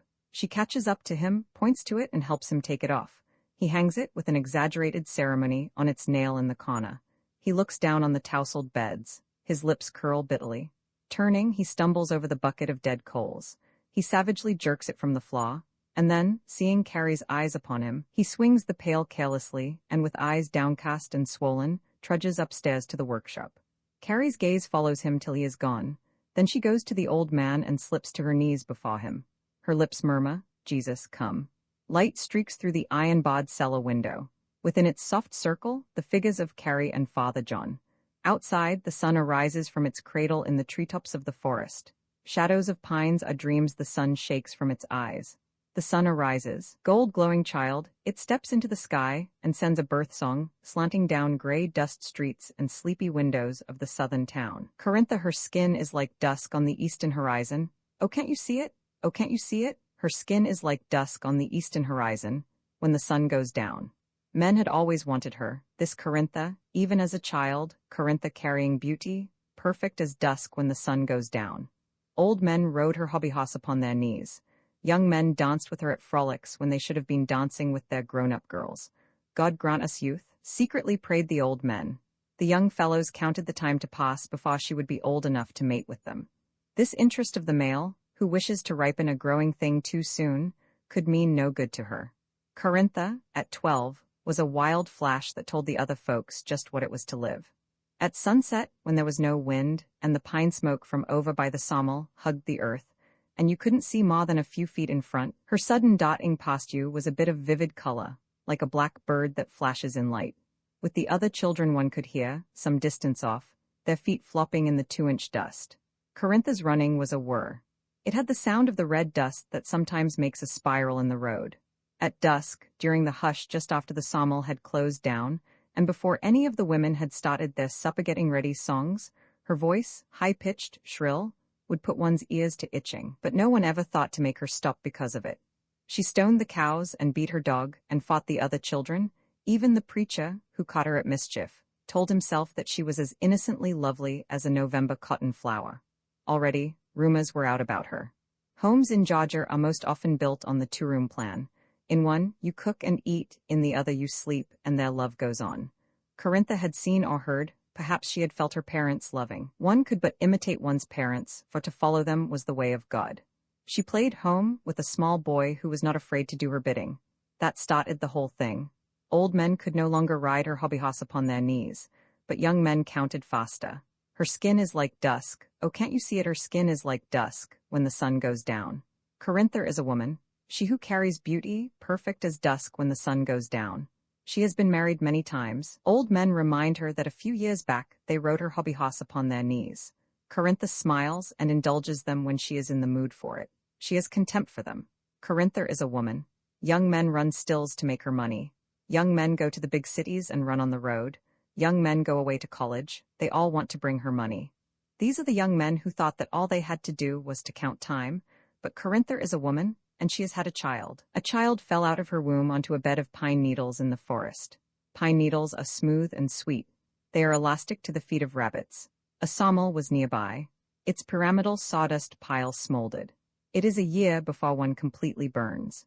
Meanwhile, the smoke curls up and hangs in odd wraiths about the trees, curls up and spreads itself out over the valley. Weeks after Corintha returned home, the smoke was so heavy you tasted it in water. Someone made a song, "Smoke is on the hills. Rise up. Smoke is on the hills, oh rise and take my soul to Jesus." Corintha is a woman. Men do not know that the soul of her was a growing thing ripened too soon. They will bring their money. They will die not having found it out. Corintha at 20, carrying beauty, perfect as dusk when the sun goes down. Corintha, her skin is like dusk on the eastern horizon. Oh, can't you see it? Oh, can't you see it? Her skin is like dusk on the eastern horizon when the sun goes down. November cotton flower boll weevils coming, and the winter's cold, made cotton stalks look rusty. Seasons old and cotton, scarce as any southern snow, was vanishing. The branch, so pinched and slow, failed in its function as the autumn rake. Drought-fighting soil had caused the soil to take all water from the streams. Dead birds were found in wells 100 feet below the ground. Such was the season when the flower bloomed. Old folks were startled, and it soon assumed significance. Superstition saw something it had never seen before. Brown eyes that loved without a trace of fear. Beauty so sudden for that time of year. Nello, a spray of pine needles, dipped in western horizon gold, fell onto a path.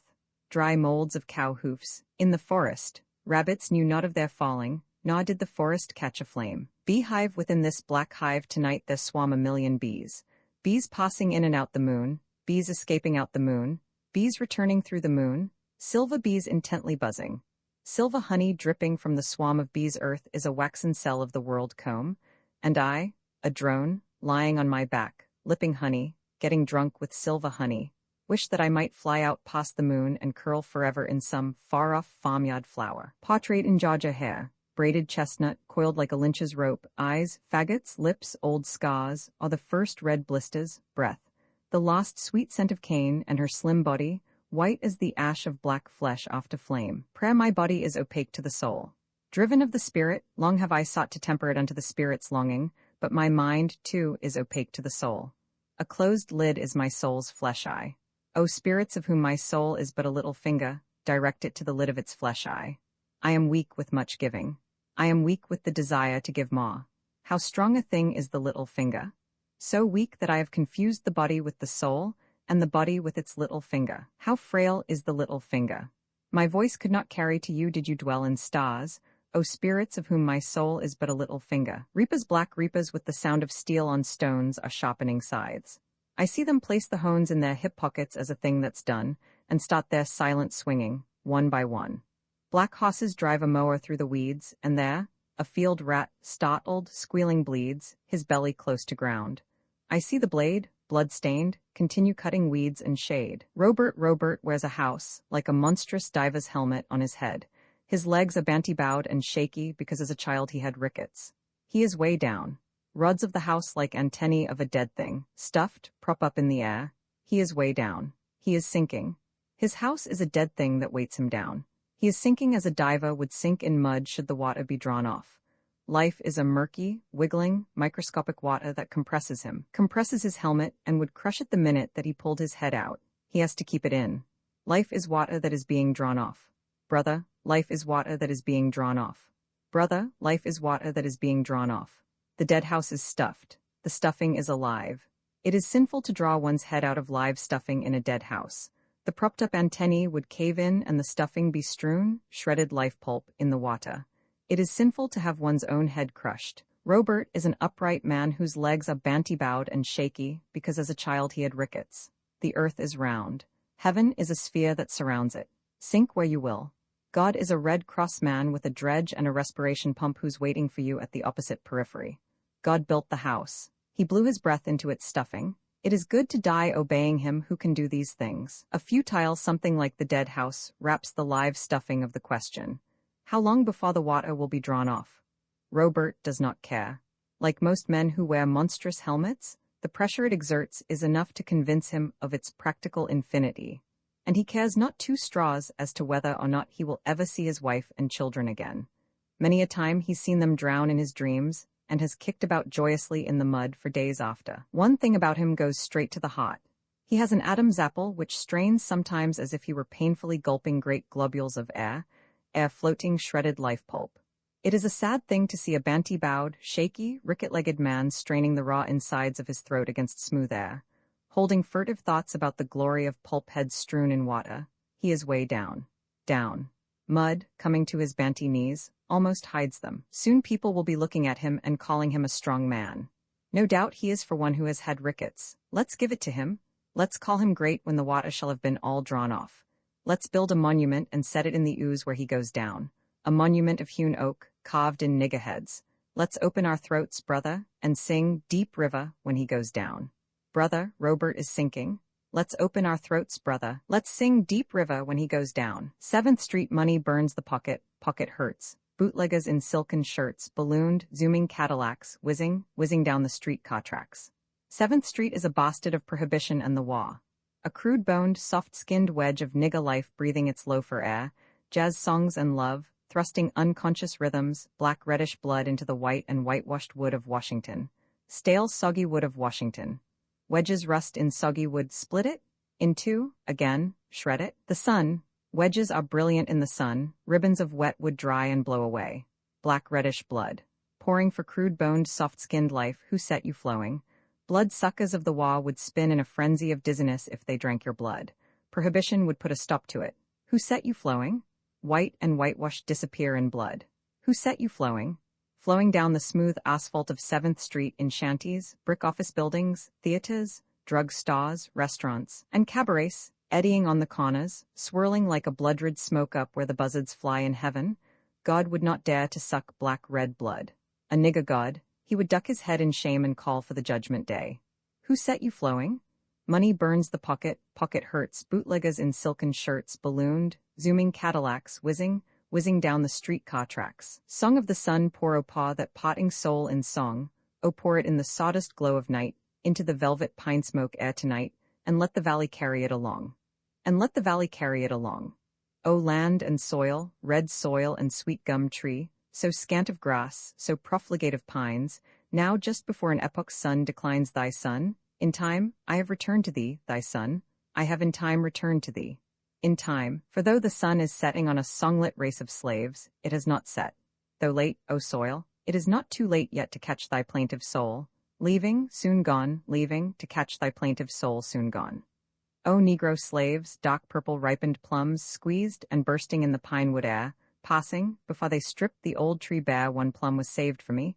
One seed becomes an everlasting song, a singing tree, caroling softly souls of slavery, what they were, and what they are to me, caroling softly souls of slavery. Storm-ending thunder blossoms gorgeously above our heads, great, hollow, bell-like flowers, rumbling in the wind, stretching clappers to strike our ears, full-lipped flowers bitten by the sun, bleeding rain, dripping rain like golden honey, and the sweet earth flying from the thunder. Theatre life of nigger alleys, of pool rooms and restaurants and near beer saloons soaks into the walls of Howard Theatre and sets them throbbing jazz songs. Black-skinned, they dance and shout above the tick and trill of white-walled buildings. At night, they open doors to people who come in to stamp their feet and shout. At night, road shows volley songs into the mass heart of black people. Songs soak the walls and seep out to the nigger life of alleys and near-beer saloons, of the poodle dog and black bear cabarets. Afternoons, the house is dark, and the walls are sleeping singers until rehearsal begins, or until John comes within them. Then they start throbbing to a subtle syncopation, and the space-dark air grows softly luminous. John is the manager's brother. He is seated at the center of the theater, just before rehearsal. Light streaks down upon him from a window high above. One half his face is orange in it, one half his face is in shadow. The soft glow of the house rushes to, and compacts about, the shaft of light. John's mind coincides with the shaft of light. Thoughts rush to, and compact about it. Life of the house and of the slowly awakening stage swirls to the body of John, and thrills it. John's body is separate from the thoughts that pack his mind. Stage lights soft as if they shine through clear pink fingers. Beneath them, hid by the shadow of a set, Doris. Other chorus girls drift in.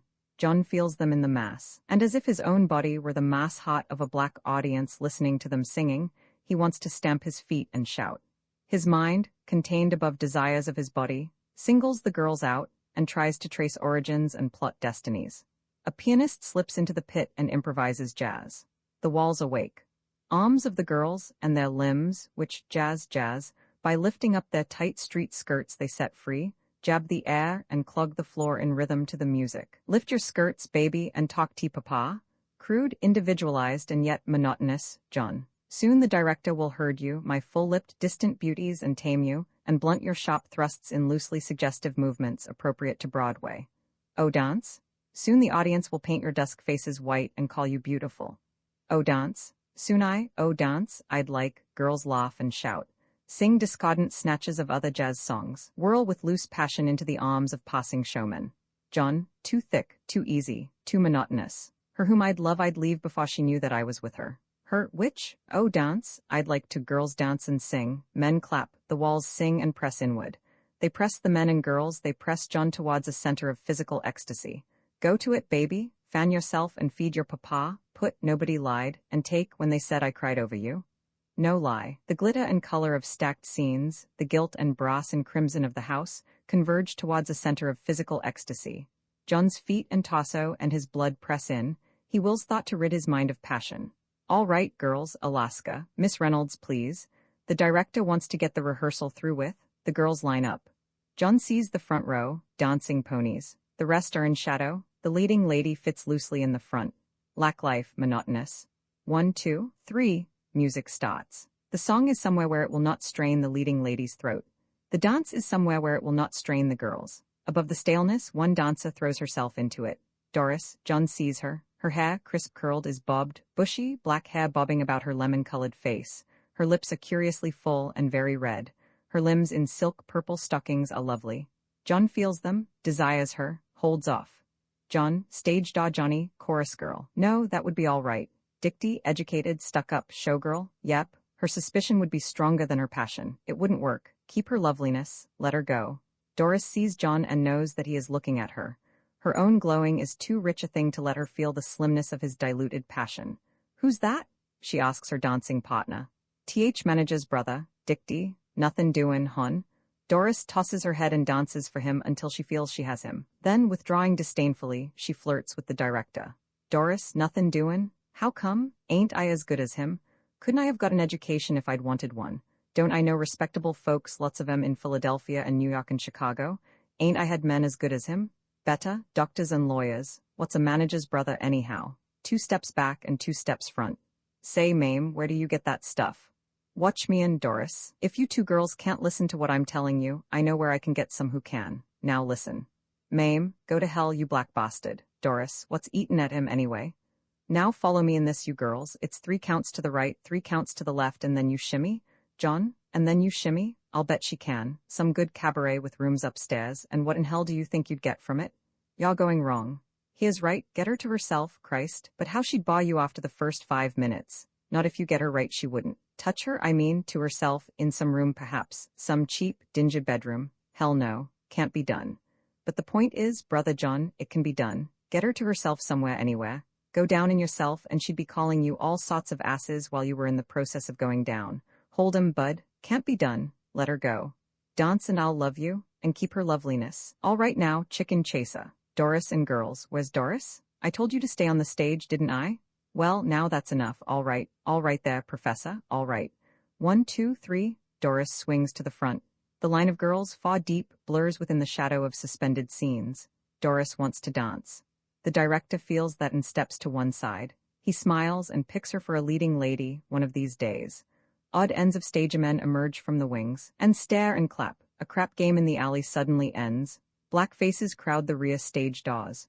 The girls, catching joy from Doris, whip up within the footlights glow. They forget set steps, they find their own. The director forgets to bawl them out. Doris dances. John, her head bobs to Broadway. Dance from yourself. Dance? Oh, just a little more. Doris' eyes burn across the space of seats to him. Doris, I bet he can love. Hell, he can't love. He's too skinny. His lips are too skinny. He wouldn't love me anyway, only for that. But I'd get a pair of silk stockings out of it. Red silk. I got purple. Cut it, kid. You can't win him to respect you that away. He wouldn't anyway. Maybe he would. Maybe he'd love. I've heard him say that men who look like him. What does he look like? Will marry if they love. Oh, will you love me, and give me kids and a home and everything? I'd like to make your nest and honest, hon. I wouldn't run out on you. You will if I make you. Just watch me. Doris dances. She forgets her tricks. She dances. Glorious songs are the muscles of her limbs, and her singing is of canebrake loves and mangrove feastings. The walls press in, singing. Flesh of a throbbing body, they press close to John and Doris. They close them in. John's heart beats tensely against her dancing body. Walls press his mind within his heart. And then the shaft of light goes out the window high above him. John's mind sweeps up to follow it. Mind pulls him upward into dream. Doris dances. John dreams. Doris is dressed in a loose black gown splashed with lemon ribbons. Her feet taper long and slim from trim ankles. She waits for him just inside the stage door. John, collar and tie colorful and flaring, walks towards the stage door. There are no trees in the alley, but his feet feel as though they step on autumn leaves whose rustle has been pressed out of them by the passing of a million satin slippers. The air is sweet with roasting chestnuts, sweet with bonfires of old leaves. John's melancholy is a deep thing that seals all senses but his eyes and makes him whole. Doris knows that he is coming. Just at the right moment she steps from the door, as if there were no door. Her face is tinted like the autumn alley, of old flowers, or of a southern cane field, her perfume. Glorious Doris. So his eyes speak, and their sadness is too deep for sweet untruth. She barely touches his arm. They glide off with footfalls softened on the leaves, the old leaves powdered by a million satin slippers. They are in a room. John knows nothing of it, only that the flesh and blood of Doris are its walls. Singing walls, lights soft as if they shine through clear pink fingers, soft lights and warm. John reaches for a manuscript of his, and reads. Doris, who has no eyes, has eyes to understand him. He comes to a dancing scene. The scene is Doris. She dances. Doris dances. Glorious Doris. Doris whirls, whirls, dances. Doris dances. The pianist crashes a bumper chord. The whole stage claps. Doris, flushed, looks quick at John. His whole face is in shadow. She seeks for her dance in it. She finds it a dead thing in the shadow, which is his dream. She rushes from the stage, falls down the steps into her dressing room, pulls her hair. Her eyes, over a floor of tears, stare at the whitewashed ceiling. Smell of dry paste and paint and soiled clothing. Her pal comes in. Doris flings herself into the old safe arms and cries bitterly. I told you nothing doin', is what Mame says to comfort her. Cain by Jean Toomer. Uncopyright may you do good and not evil. May you find forgiveness for yourself and forgive others. May you share freely, never taking more than you give. Copyright pages exist to tell you that you can't do something. Unlike them, this uncopyright page exists to tell you that the writing and artwork in this ebook are believed to be in the United States public domain. That is, they are believed to be free of copyright restrictions in the United States. The United States public domain represents our collective cultural heritage, and items in it are free for anyone in the United States to do almost anything at all with, without having to get permission. Copyright laws are different all over the world, and the source text or artwork in this ebook may still be copyrighted in other countries. If you're not located in the United States, you must check your local laws before using this ebook. Standard ebooks makes no representations regarding the copyright status of the source text or artwork in this ebook in any country other than the United States. Non-authorship, activities performed on items that are in the public domain, so-called sweat of the brow, work, don't create a new copyright. That means that nobody can claim a new copyright on an item that is in the public domain for, among other things, work like digitization, mock-up, or typography. Regardless, the contributors to this ebook released their contributions under the terms in the CC 01.0 Universal Public Domain dedication, thus dedicating to the worldwide public domain all of the work they've done on this ebook, including but not limited to metadata, the title page, imprint, colophon, this uncopyright, and any changes or enhancements to, or mock-up on, the original text and artwork. This dedication doesn't change the copyright status of the source text or artwork. We make this dedication in the interest of enriching our global cultural heritage, to promote free and libre culture around the world, and to give back to the unrestricted culture that has given all of us so much. Blood-burning moon eye up from the skeleton stone walls, up from the rotting floorboards and the solid hand-hewn beams of oak of the Perwa cotton factory, dusk came. Up from the dusk, the full moon came. Glowing like a fired pine knot, it illumined the great daw and soft-showered the Negro shanties aligned along the single street of Factory Town. The full moon in the great daw was an omen. Negro women improvised songs against its spell. Louisa sang as she came over the crest of the hill from the white folks' kitchen. Her skin was the color of oak leaves on young trees in fall. Her breasts, firm and up-pointed like ripe acorns, and her singing had the low murmur of winds in fig trees. Bob Stone, youngest son of the people she worked for, loved her. By the way the world reckons things, he had won her. By measure of that warm glow which came into her mind at thought of him, he had won her. Tom Burwell, whom the whole town called Big Boy, also loved her, but working in the fields all day and far away from her gave him no chance to show it, though often enough of evenings he had tried to. Somehow, he never got along. Strong as he was with hands upon the axe or plow, he found it difficult to hold her, or so he thought. But the fact was that he held her to Factory Town more firmly than he thought for. His black balanced and pulled against the white of stone when she thought of them, and her mind was vaguely upon them as she came over the crest of the hill, coming from the white folks' kitchen. As she sang softly at the evil face of the full moon, a strange stir was in her. Indolently, she tried to fix upon Bob or Tom as the cause of it. To meet Bob in the canebrake, as she was going to do an hour or so later, was nothing new. And Tom's proposal, which she felt on its way to her, could be indefinitely put off. Separately, there was no unusual significance to either one. But for some reason, they jumbled when her eyes gazed vacantly at the rising moon, and from the jumble came the stir that was strangely within her. Her lips trembled. The slow rhythm of her song grew agitant and restless. Rusty black and tan spotted hounds, lying in the dark corners of potches or prowling around backyards, put their noses in the air and caught its tremor. They began plaintively to yelp and howl. Chickens woke up and cackled. Intermittently, all over the countryside dogs barked and roosters crowed as if heralding a weird dawn or some ungodly awakening. The women sang lustily. Their songs were cotton wads to stop their ears.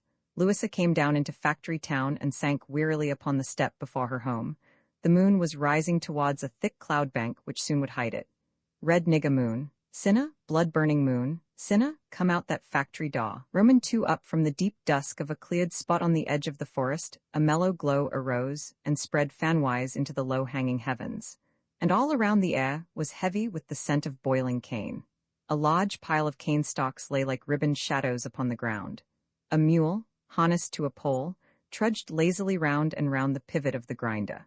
Beneath a swaying oil lamp, a negro alternately whipped out at the mule and fed cane stalks to the grinder. A fat boy waddled pails of fresh ground juice between the grinder and the boiling stove. Steam came from the copper boiling pan. The scent of cane came from the copper pan and drenched the forest and the hill that sloped to Factory Town beneath its fragrance. It drenched the men in circles seated around the stove. Some of them chewed at the white pulp of stalks, but there was no need for them to, if all they wanted was to taste the cane. One tasted it in Factory Town, and from Factory Town, one could see the soft haze thrown by the glowing stove upon the low-hanging heavens. Old David Georgia stirred the thickening syrup with a long ladle, and ever so often drew it off. Old David Georgia tended his stove and told tales about the white folks, about moonshining and cotton picking, and about sweet nigger gals, to the men who sat there about his stove to listen to him. Tom Burwell chewed cane stalk and laughed with the others till someone mentioned Louisa. Till someone said something about Louisa and Bob Stone, about the silk stockings she must have gotten from him. Blood ran up Tom's neck hotter than the glow that flooded from the stove. He sprang up, glared at the men and said, "She's my gal."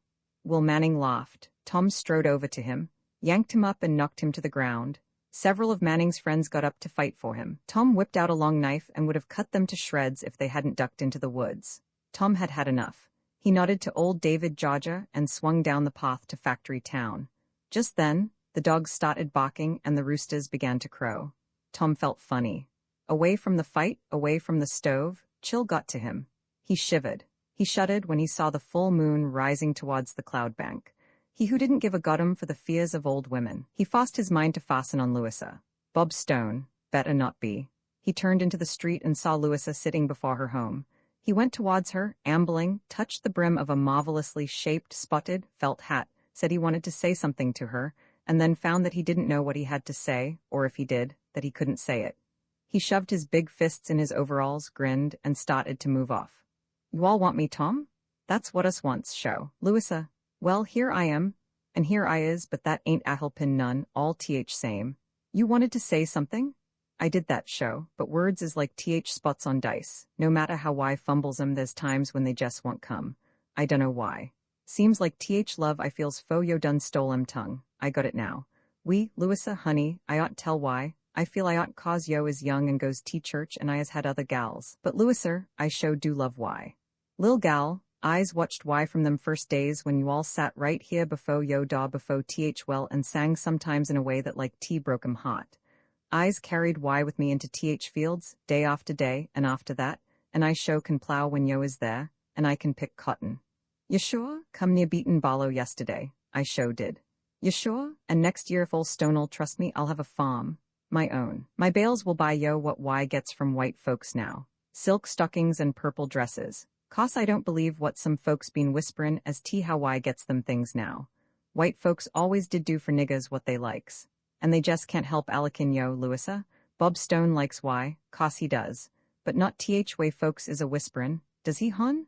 I don't know what you mean, Tom. 'Cause why don't, I's already cut 2 niggas. Had t hon, t tell him so. Niggas always tryin' t make somethin' out of nothin'. And then besides, white folks ain't up t them tricks so much nowadays. God better not be. Leastawise not with yo, cause I wouldn't stand effort, sure. What would you do, Tom? Cut him just like I cut a nigga. No, Tom, I said I would and there ain't no mo to it, but that ain't th talk f now. Sing, honey Louisa, and while I'm listin' in ty I'll be mac in love. Tom took her hand in his. Against the tough thickness of his own, hers felt soft and small. His huge body slipped down to the step beside her. The full moon sank upward into the deep purple of the cloud bank. An old woman brought a lighted lamp and hung it on the common well, whose bulky shadow squatted in the middle of the road, opposite Tom and Louisa. The old woman lifted the well lid, took hold the chain, and began drawing up the heavy bucket. As she did so, she sang. Figures shifted, restless-like, between lamp and window in the front rooms of the shanties. Shadows of the figures fought each other on the gray dust of the road. Figures raised the windows and joined the old woman in song. Louisa and Tom, the whole street, singing, Red Nigga Moon. Sinna, blood-burning moon. Sinna, come out that factory daw. Roman 3 Bob Stone sauntered from his veranda out into the gloom of fir trees and magnolias. The clear white of his skin paled, and the flush of his cheeks turned purple. As if to balance this out a change, his mind became consciously a white man's. He passed the house with its huge open hearth which, in the days of slavery, was the plantation cookery. He saw Louisa bent over that hearth. He went in as a master should and took her. Direct, honest, bold. None of this sneaking that he had to go through now. The contrast was repulsive to him. His family had lost ground. Hell no, his family still owned the niggas. Practically, damned if they did, or he wouldn't have to duck around so. What would they think if they knew? His mother? His sister? He shouldn't mention them, shouldn't think of them in this connection. There in the dusk he blushed at doing so. Fellows about town were all right, but how about his friends up north? He could see them incredible, repulsed. They didn't know. The thought first made him laugh. Then, with their eyes still upon him, he began to feel embarrassed. He felt the need of explaining things to them. Explain hell. They wouldn't understand, and moreover, who ever heard of a Southerner getting on his knees to any Yankee or anyone? No, sir. He was going to see Louisa tonight and love her. She was lovely in her way, nigga way. What way was that? Damned if he knew. Must know. He'd known her long enough to know. Was there something about niggas that you couldn't know? Listening to them at church didn't tell you anything. Looking at them didn't tell you anything. Talking to them didn't tell you anything, unless it was gossip, unless they wanted to talk. Of course, about farming and liquor and creps, but those weren't nigger. Nigger was something more. How much more? Something to be afraid of more? Hell no. Who ever heard of being afraid of a nigger? Tom Burwell. Cotwell had told him that Tom went with Louisa after she reached home. No, sir. No nigger had ever been with his girl. He'd like to see one try. Some position for him to be in. Him, Bob Stone of the old Stone family, in a scrap with a nigger over a nigger girl. In the good old days, those were the days. His family had lost ground. Not so much, though. Enough for him to have to cut through old Lemon's cane field by way of the woods that he might meet her. She was worth it. Beautiful nigger gal. Why nigger? Why not just gal? No, it was because she was nigger that he went to her. Sweet, the scent of boiling cane came to him. Then he saw the rich glow of the stove. He heard the voices of the men circled around it. He was about to skirt the clearing when he heard his own name mentioned. He stopped, quivering. Leaning against a tree, he listened. Bad nigger. You sure he show is one bad nigger when he gets started. Tom Burwell's been on th gang 3 times fo cuttin' men. What, why think he's agwine t Bob Stone? Dunno yet. He ain't found out. When he does, baby? Ain't no tellin'. Young Stone ain't no quitter, and I can tell why that. Blood of th old uns in his veins. That's right, he'll scrap show. Be gettin' 2 hot F niggas round this away. Shut up, nigga. Why don't know what why talkin' bout. Bob Stone's ears burned as though he had been holding them over the stove. Sizzling heat welled up within him. His feet felt as if they rested on red-hot coals. They stung him to quick movement. He circled the fringe of the glowing. Not a twig cracked beneath his feet. He reached the path that led to Factory Town, plunged furiously down it. Halfway along, a blindness within him veered him aside. He crashed into the bottering canebrake. Cane leaves cut his face and lips. He tasted blood. He threw himself down and dug his fingers in the ground. The earth was cool. Cane roots took the fever from his hands. After a long while, also it seemed to him, the thought came to him that it must be time to see Louisa.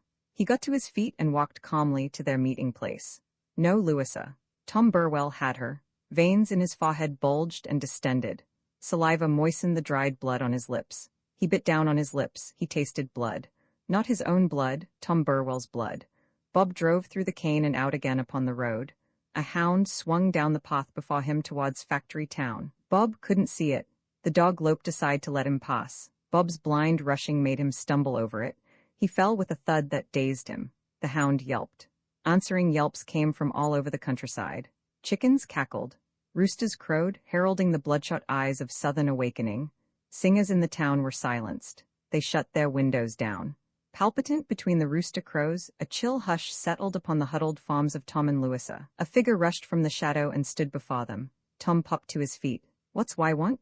"I'm Bob Stone." "You sure? And I'm Tom Burwell. What's why want?" Bob lunged at him. Tom sidestepped, caught him by the shoulder and flung him to the ground, straddled him. "Let me up." "You sure? But what you doin's, Bob Stone?" A few dark figures, drawn by the sound of scuffles, stood about them. Bob sprang to his feet. "Fight like a man, Tom Burwell, and I'll lick why." Again he lunged. Tom sidestepped and flung him to the ground, straddled him. "Get off me, you got him, nigger, you. Yo show has started something now, get up." Tom yanked him up and began hammering at him. Each blow sounded as if it smashed into a precious, irreplaceable soft something. Beneath them, Bob staggered back. He reached in his pocket and whipped out a knife. "That's my game, show." Blue flash, a steel blade slashed across Bob Stone's throat. He had a sweetish, sick feeling. Blood began to flow. Then he felt a sharp twitch of pain. He let his knife drop. He slapped one hand against his neck. He pressed the other on top of his head as if to hold it down. He groaned. He turned and staggered towards the crest of the hill in the direction of White Town. Negroes who had seen the fight slunk into their homes and blew the lamps out.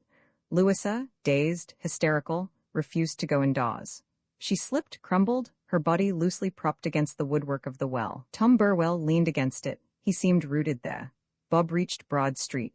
White men rushed up to him. He collapsed in their arms. Tom Burwell. White men like ants upon a forage rushed about. Except for the taut hum of their moving, all was silent. Shotguns, revolvers, rope, kerosene, torches. 2 high-powered cars with glaring searchlights. They came together. The taut hum rose to a low roar. Then nothing could be heard but the flop of their feet in the thick dust of the road. The moving body of their silence preceded them over the crest of the hill into Factory Town. It flattened the Negroes beneath it. It rolled to the wall of the factory, where it stopped. Tom knew that they were coming. He couldn't move, and then he saw the searchlights of the 2 cars glaring down on him. A quick shock went through him. He stiffened. He started to run.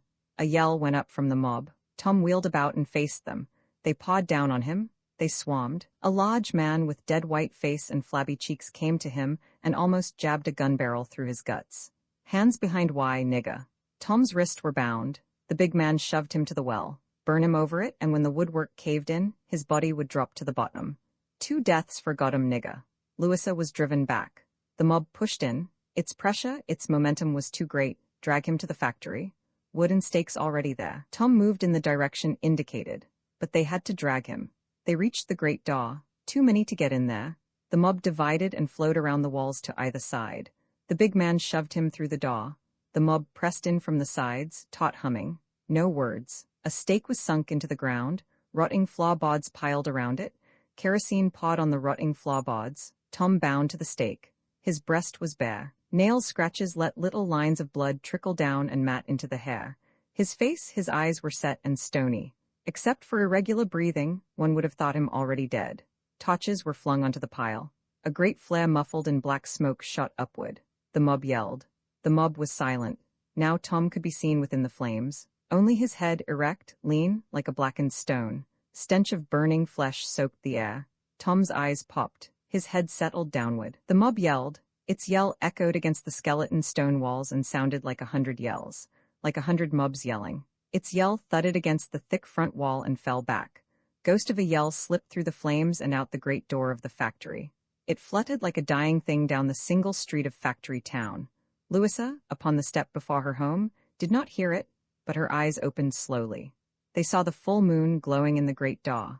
The full moon, an evil thing, an omen, soft showering the homes of folks she knew. Where were they, these people? She'd sing, and perhaps they'd come out and join her. Perhaps Tom Burwell would come. At any rate, the full moon in the great daw was an omen which she must sing to. Red nigga moon. Sinna, blood-burning moon. Sinna, come out that factory daw. Table of contents landmarks. Boner and Paul-I on the school gymnasium floor. Young men and women are drilling. They are going to be teachers and go out into the world, thud, thud, and give precision to the movements of sick people who all their lives have been drilling. One man is out of step. In step. The teacher glares at him. A girl in bloomas, seated on a mat in the corner because she has told the director that she is sick, sees that the footfalls of the men are rhythmical and syncopated. The dance of his blue-trousered limbs thrills her. Bona, he is a candle that dances in a grove swung with pale balloons. Columns of the drillers thud towards her. He is in the front row. He is in no row at all. Bona can look close at him. His red-brown face, Bona, he is a harvest moon. He is an autumn leaf. He is a nigger. Bona, but don't all the dom girls say so? And don't you when you are sane say so? That's why I love, oh nonsense. You have never loved a man who didn't first love you. Besides, columns thud away from her, come to a halt in line formation, rigid. The period bell rings and the teacher dismisses them. A group collects around Paul. They are choosing sides for basketball, girls against boys. Paul has his. He is limbering up beneath the basket. Bona runs to the girl captain and asks to be chosen. The girls fuss. The director comes to quiet them. He hears what Bona wants. But Miss Hale, you were excused. So I was, Mr. Boynton, but you can play basketball, but you are too sick to drill. If you wish to put it that way. She swings away from him to the girl captain. Helen, I want to play and you must let me. This is the first time I've asked and I don't see why. That's just it, Bona, we have our team.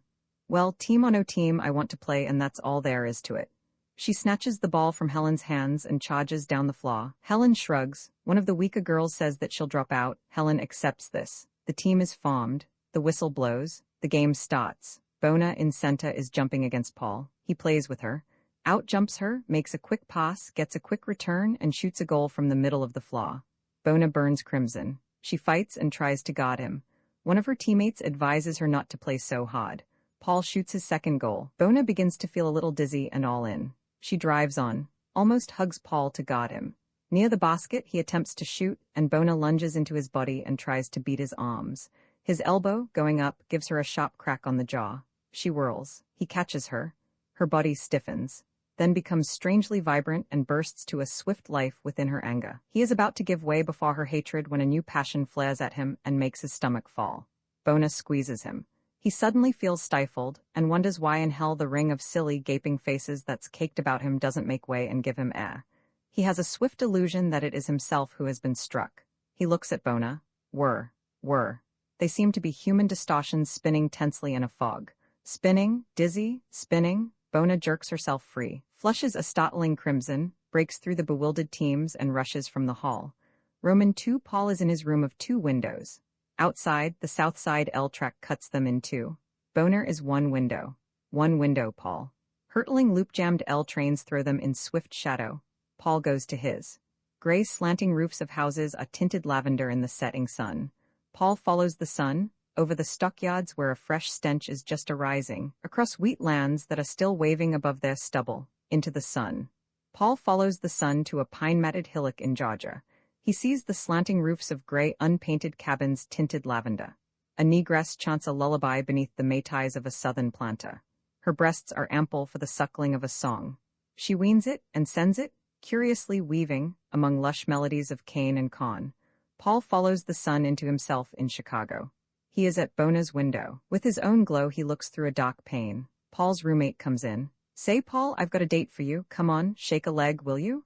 His blonde hair is combed slick. His vest is snug about him. He is like the electric light which he snaps on.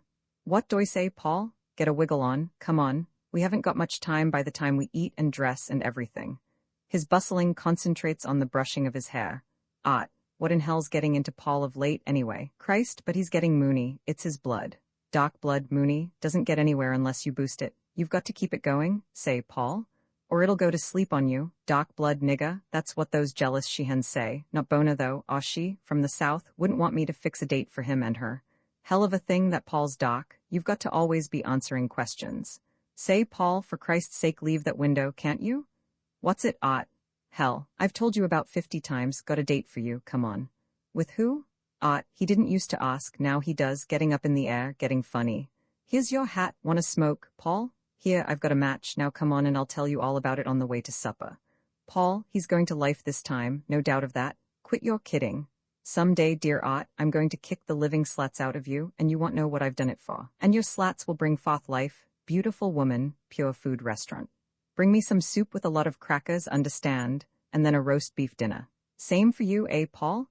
Now, as I was saying, you've got a swell chance with her. And she's game. Best proof? She don't give a damn what the dom girls say about you and her in the gym, or about the funny looks that Boynton gives her, or about what they say about, well, hell you know, Paul.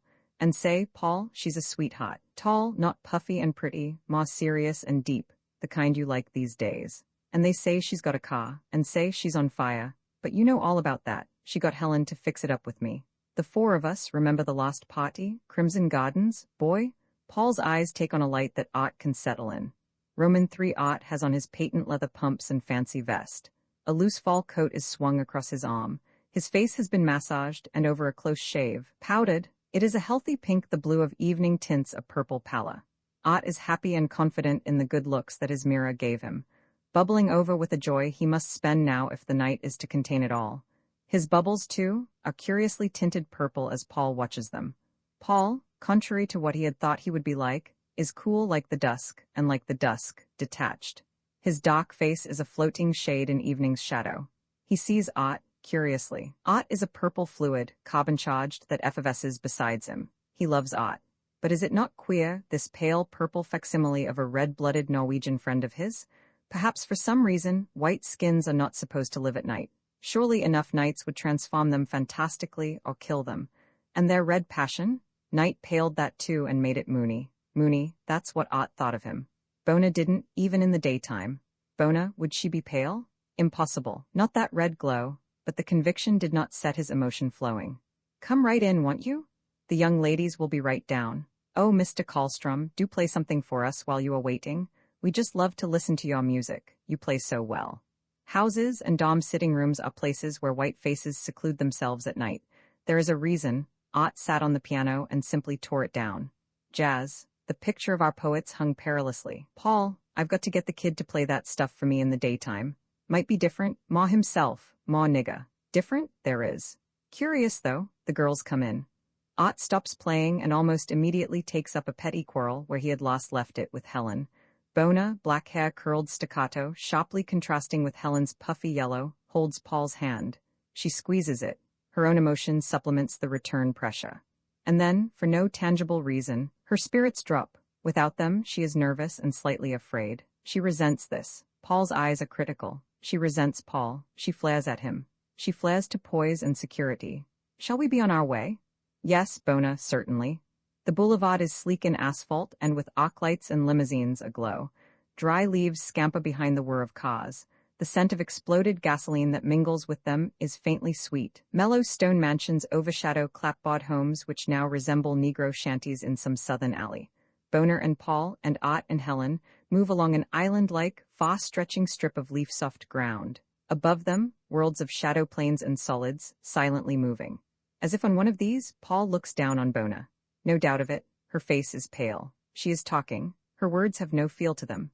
One sees them. They are pink petals that fall upon velvet cloth. Boner is soft and pale and beautiful. Paul, tell me something about yourself, or would you rather wait? I'll tell you anything you'd like to know. Not what I want to know, Paul, what you want to tell me. You have the beauty of a gem fathoms under sea. I feel that, but I don't want to be. I want to be near you. Perhaps I will be if I tell you something. Paul, I love you. The sea casts up its jewel into his hands and burns them furiously. To tuck her arm under his and hold her hand will ease the burn. What can I say to you, brave dear woman? I can't talk love. Love is a dry grain in my mouth unless it is wet with kisses. You would dare, right here on the boulevard, before Arthur and Helen? Before myself, I dare. Here then. Bona, in the slim shadow of a tree trunk, pulls Paul to her. Suddenly she stiffens, stops. But you have not said you love me. I can't yet, Bona. You never will. You're cold. Cold.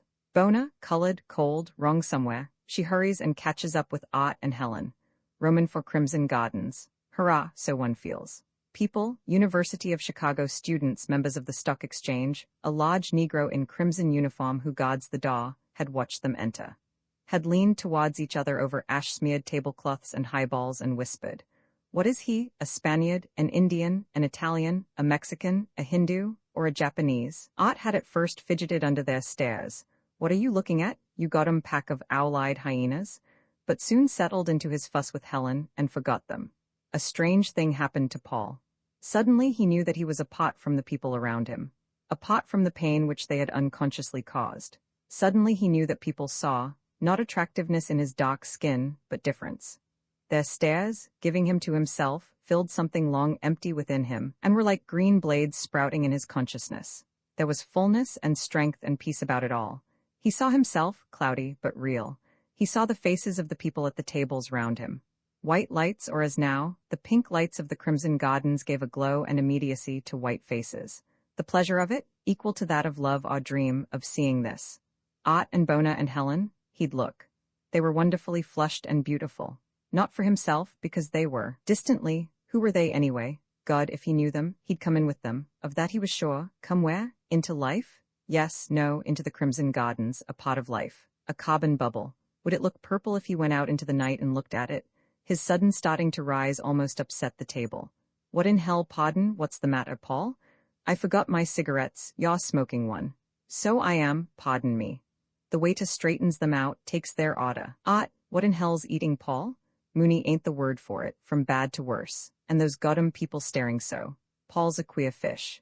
Doesn't seem to mind, he's my pal, let me tell you. You han-rimmed owl-eyed hyena at that table, and a lot better than you whoever you are. Queer about him. I could stick up for him if he'd only come out one way or the other and tell a fella. Besides, a roommate has a right to know. Thinks I won't understand, said so. He's got a swell head when it comes to brains, all right. God, he's a good straight fella, though. Only Mooney, nuttish, nuttery, nutmeg. What you say, Helen? I was talking to Bona, thank you. Well, it's nothing to get spiffy about. What? Oh, of course not. Please let's don't start some silly argument all over again. Well, now that's enough. Say, waiter, what's the matter with our order? Make it snappy, will you? Crimson Gardens, hurrah, so one feels. The drinks come, 4 highballs. Art passes cigarettes. A girl dressed like a bareback rider in flaming pink makes her way through tables to the dance floor. All lights are dimmed till they seem a lush afterglow of crimson. Spotlights the girl, she sings. Liza, little Lisa Jane. Paul is rosy before his window. He moves slightly towards Bona. With his own glow, he seeks to penetrate a dark pane. Paul, from the south. What does that mean, precisely? Except that you'll love or hate a nigger. That's a lot. What does it mean except that in Chicago you'll have the courage to neither love or hate, a priori? But it would seem that you have. Queer words, aren't these, for a man who wears blue pants on a gym floor in the daytime? Well, never matter, you matter. I'd like to know you whom I look at. No, not love. Not that knowing is a great a pleasure, but that I have just found the joy of it. You came just a month too late. Even this afternoon I dreamed. Tonight, along the boulevard, you found me cold. Paul Johnson, cold? That's a good one, eh? You fine old stupid fellow, you. But I feel good. The color and the music and the song, a negress chants a lullaby beneath the mayties of a southern planta. Oh, song, and those flushed faces. Eager, brilliant eyes. Hard to imagine them as unawakened. Your own, oh, they're awake all right. And you know it too, don't you, Bona? What, Paul? The truth of what I was thinking. I'd like to know I know something of you. You will, before the evening's over, I promise it. Crimson Gardens, hurrah, so one feels. The bareback rider balances agilely on the applause which is the tale of her song. Orchestral instruments warm up for jazz. The flute is a cat that ripples its fur against the deep purring saxophone. The drum throws sticks. The cat jumps on the piano keyboard. Hi diddle, the cat and the fiddle. Crimson Gardens, hurrah, jumps over the moon. Crimson Gardens? Helen, oh Eliza, rabbit eyes sparkling, plays up to, and tries to placate what she considers to be Paul's contempt. She always does that. Little Lisa Jane, once home, she burns with the thought of what she's done. She says all manner of snidey things about him, and swears that she'll never go out again when he is along. She tries to get Ott to break with him, saying that if Paul, whom the whole dormitory calls a nigger, is more to him than she is, well, she's through. She does not break with Ott. She goes out as often as she can with Ott and Paul. She explains this to herself by a piece of information which a friend of hers had given her. Men like him, Paul, can fascinate. One is not responsible for fascination. Not one girl had really loved Paul, he fascinated them. Bona didn't, only thought she did. Time would tell, and of course she didn't. Liza, she plays up to and tries to placate. Paul is so deep these days, and I'm so glad he's found someone to interest him. I don't believe I do. The thought escapes from Bona just a moment before her anger at having said it. Bona, you little puffy cat, I do, don't I, Paul? Her eyes ask. Her answer is a crash of jazz from the palm-hidden orchestra. Crimson Gardens is a body whose blood flows to a clot upon the dance floor. Ott and Helen clot. Soon, Boner and Paul. Paul finds her a little stiff, and his mind, wandering to Helen, silly little kid who wants every highball spoon her hands touch, for a souvenir, supple, perfect little dancer, wishes for the next dance when he and Ott will exchange. Bona knows that she must win him to herself. Since when have men like you grown cold? The first philosopher. I thought you were a poet or a gym director. Hence your failure to make love. Bona's eyes flare, water, grow red about the rims. She would like to tear away from him and dash across the cluttered floor. What do you mean? Mental concepts rule you. If they were flush with mine, good. I don't believe they are. How do you know, Mr. Philosopher? Mostly a priori. You talk well for a gym director. And you? I hate you, ooh. She presses away. Paul, conscious of the convention in it, pulls her to him, her body close. Her head still strains away. He nearly crushes her. She tries to pinch him, then sees people staring and lets her arms fall. Their eyes meet. Both contemptuous. The dance takes blood from their minds and packs it, tingling, in the torsos of their swaying bodies. Passionate blood leaps back into their eyes. They are a dizzy blood clot on a gyrating flaw. They know that the pink-faced people have no part in what they feel. Their instinct leads them away from Ott and Helen, and towards the big uniformed black man who opens and closes the gilded exit door. The cloakroom girl is tolerant of their impatience over such trivial things as raps, and slightly superior. As the black man swings the door for them, his eyes are knowing. Too many couples have passed out, flushed and fidgety, for him not to know. The chill air is a shock to Paul. A strange thing happens. He sees the gardens purple as if he were way off. And a spot is in the purple. The spot comes furiously towards him. Face of the black man. It leers. It smiles sweetly like a child's. Paul leaves Bona and darts back so quickly that he doesn't give the doorman a chance to open. He swings in, stops before the huge bulk of the Negro. You're wrong. You're sure. Brother, you're wrong. I came back to tell you, to shake your hand and tell you that you are wrong, that something beautiful is going to happen. That the gardens are purple like a bed of roses would be at dusk, that I came into the gardens, into life in the gardens with one whom I did not know, that I danced with her and did not know her, that I felt passion, contempt and passion for her whom I did not know, that I thought of her, that my thoughts were matches thrown into a dark window, and all the while the gardens were purple like a bed of roses would be at dusk. I came back to tell you, brother, that white faces are petals of roses, that dark faces are petals of dusk, that I am going out and gather petals, that I am going out and know her, whom I brought here with me to these gardens which are purple like a bed of roses would be at dusk. Paul and the black man shook hands. When he reached the spot where they had been standing, Bona was gone. Box-seat houses are shy girls whose eyes shine reticently upon the dusk body of the street, upon the gleaming limbs and asphalt torso of a dreaming nigger. Shake your curled wool blossoms, nigger. Open your liver lips to the lean, white spring. Stir the root life of a withered people. Call them from their houses and teach them to dream. Dark swaying forms of Negroes are street songs that woo virginal houses. Dan Moore walks southward on 13th Street. The low limbs of budding chestnut trees recede above his head. Chestnut buds and blossoms are wool he walks upon. The eyes of houses faintly touch him as he passes them. Soft girl eyes, they set him singing. Girl eyes within him widen upward to promised faces. Floating away, they dally wistfully over the dusk body of the street. Come on, Dan Moore, come on. Dan sings. His voice is a little hoarse. It cracks. He strains to produce tones in keeping with the house's loveliness. Can't be done, he whistles. His notes are shrill. They hurt him. Negroes open gates and go indoors perfectly. Dan thinks of the house he's going to. Of the girl? Lips, flesh notes of a forgotten song, plead with him. Dan turns into a side street, opens an iron gate, bangs it to.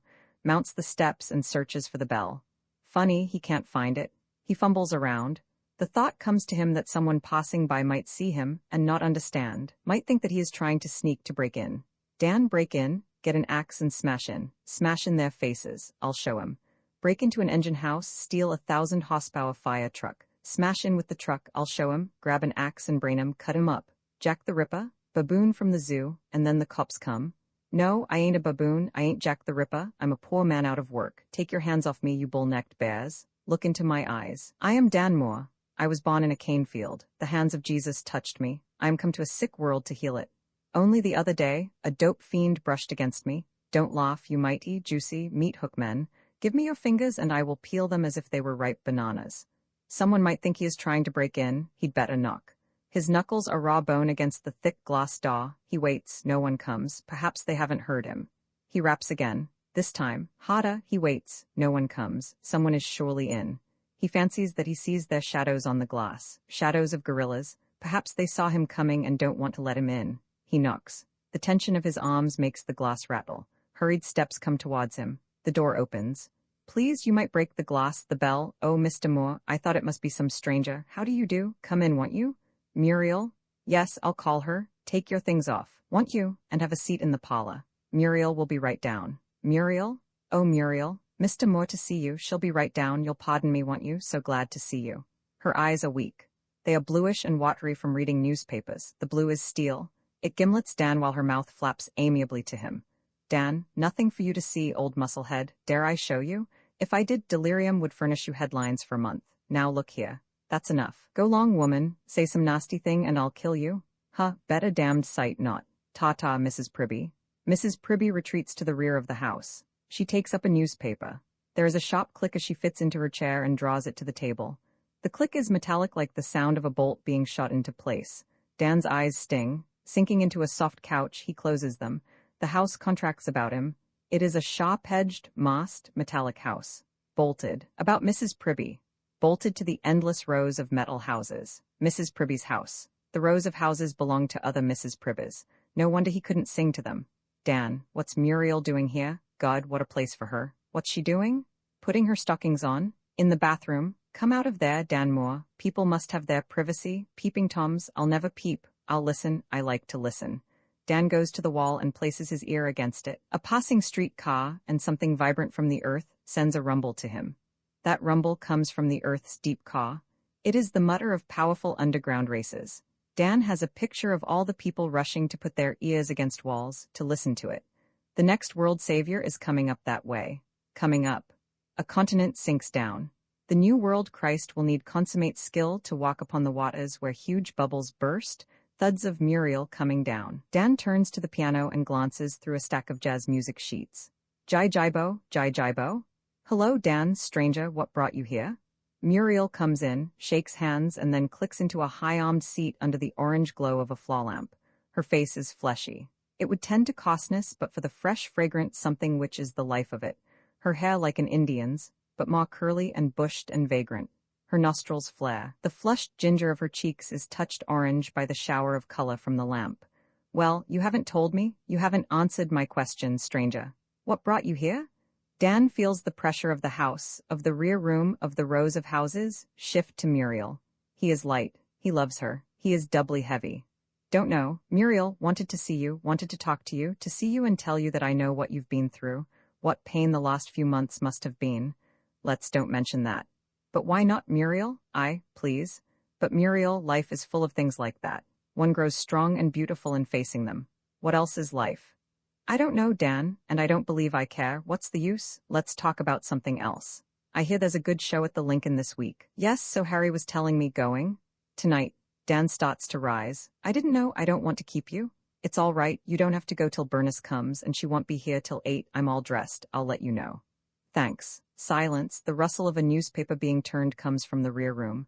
Muriel, shame about Dan, something awfully good and fine about him. But he don't fit in. In where? Me, Dan, I could love you if I tried. I don't have to try. I do. Oh, Dan, don't you know I do? Timid lover, brave talker that you are. What's the good of all you know if you don't know that? I won't let myself. I, Mrs. Pribby, who reads newspapers all night, want. What has she got to do with me? She is me, somehow. No, she's not. Yes, she is. She is the town, and the town won't let me love you, Dan, don't you know? You could make it let me if you would. Why won't you? You're selfish. I'm not strong enough to bucket. You're too selfish to bucket for me. I wish you'd go. You irritate me. Dan, please go. What are you doing now, Dan? Same old thing, Muriel. Nothing as the world would have it. Living as I look at things. Living as much as I can without. But you can't live without money, Dan. Why don't you get a good job and settle down? Dan, same old line. Shoot it at me, sister. Hell of a note, this loving business. For 10 minutes of it you've got to stand the torture of an intolerable heaviness and 100 platitudes. Well, damn it, shoot on. To what, my dear? Rustling newspapers? You mustn't say that, Dan. It isn't right. Mrs. Pribby has been awfully good to me. Dare say she has. What's that got to do with it? Oh, Dan, you're so unconsiderate and selfish. All you think of is yourself. I think of you. Too much, I mean. You ought to work more and think less. That's the best way to get along. Muscleheads get along, Muriel. There is more to you than that. Sometimes I think there is, Dan. But I don't know. I've tried. I've tried to do something with myself. Something real and beautiful, I mean. But what's the good of trying? I've tried to make people, everyone I come in contact with, happy. Dan looks at her directly. Her animalism, still unconquered by restrictions and keepa taboos, stirs him. Passion tilts upward, bringing with it the elements of an old desire. Muriel's lips become the flesh notes of a futile, plaintive longing. Dan's impulse to direct her is its fresh life. Happy, Muriel? No, not happy. Your aim is wrong. There is no such thing as happiness. Life bends joy and pain, beauty and ugliness in such a way that no one may isolate them. No one should want to. Perfect joy, or perfect pain, with no contrasting element to define them, would mean a monotony of consciousness, would mean death. Not happy, Muriel. Say that you have tried to make them create. Say that you have used your own capacity for life to cradle them, to start them upward flowing. Or if you can't say that you have, then say that you will. My talking to you will make you aware of your power to do so. Say that you will love, that you will give yourself in love. To you, Dan? Dan's consciousness crudely swerves into his passions. They flare up in his eyes. They set up quivers in his abdomen. He is suddenly over-tense and nervous. Muriel, the newspaper rustles in the rear room. Muriel, Dan rises. His arms stretched towards her. His fingers and his palms, pink in the lamplight, are glowing irons. Muriel's chair is close and stiff about her. The house, the rows of houses locked about her chair. Dan's fingers and arms are fire to melt and bars to wrench and fuss and pry. Her arms hang loose. Her hands are hot and moist. Dan takes them. He slips to his knees before her. Dan, you mustn't. Muriel. Dan, really you mustn't. No, Dan, no. Oh, come, Muriel, must I? SHHH. Dan, please get up, please. Mrs. Pribby is right in the next room. She'll hear you. She may come in. Don't, Dan, she'll see you. Well then, let's go out. I can't let go, Dan. Oh, won't you please let go?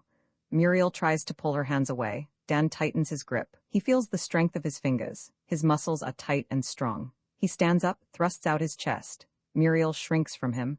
Dan becomes aware of his crude absurdity. His lips curl. His passion chills. He has an obstinate desire to possess her.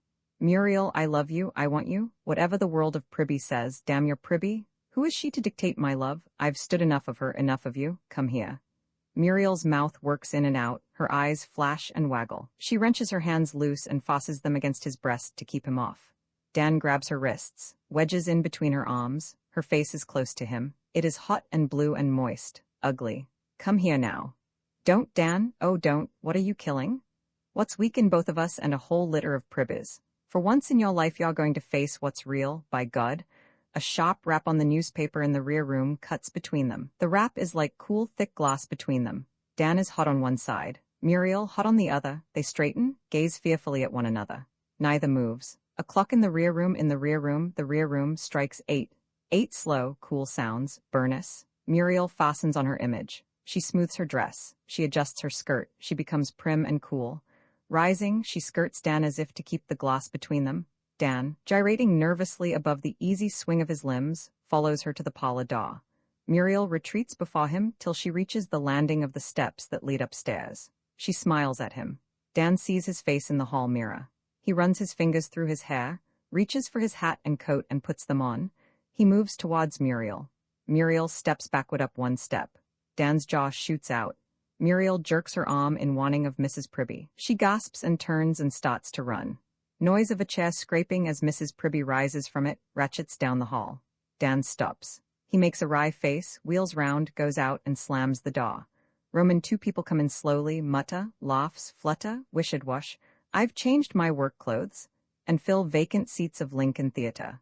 Muriel, leading Burness, who is a cross between a washerwoman and a blue-blood lady, a washablue, a washalady, wanders down the right aisle to the lower front box. Muriel has on an orange dress. Its color would clash with the crimson box draperies. Its color would contradict the sweet rose smile her face is bathed in, should she take her coat off.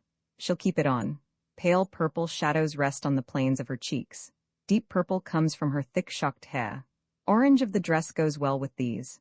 Muriel presses her coat down from around her shoulders. Teachers are not supposed to have bobbed hair. She'll keep her hat on.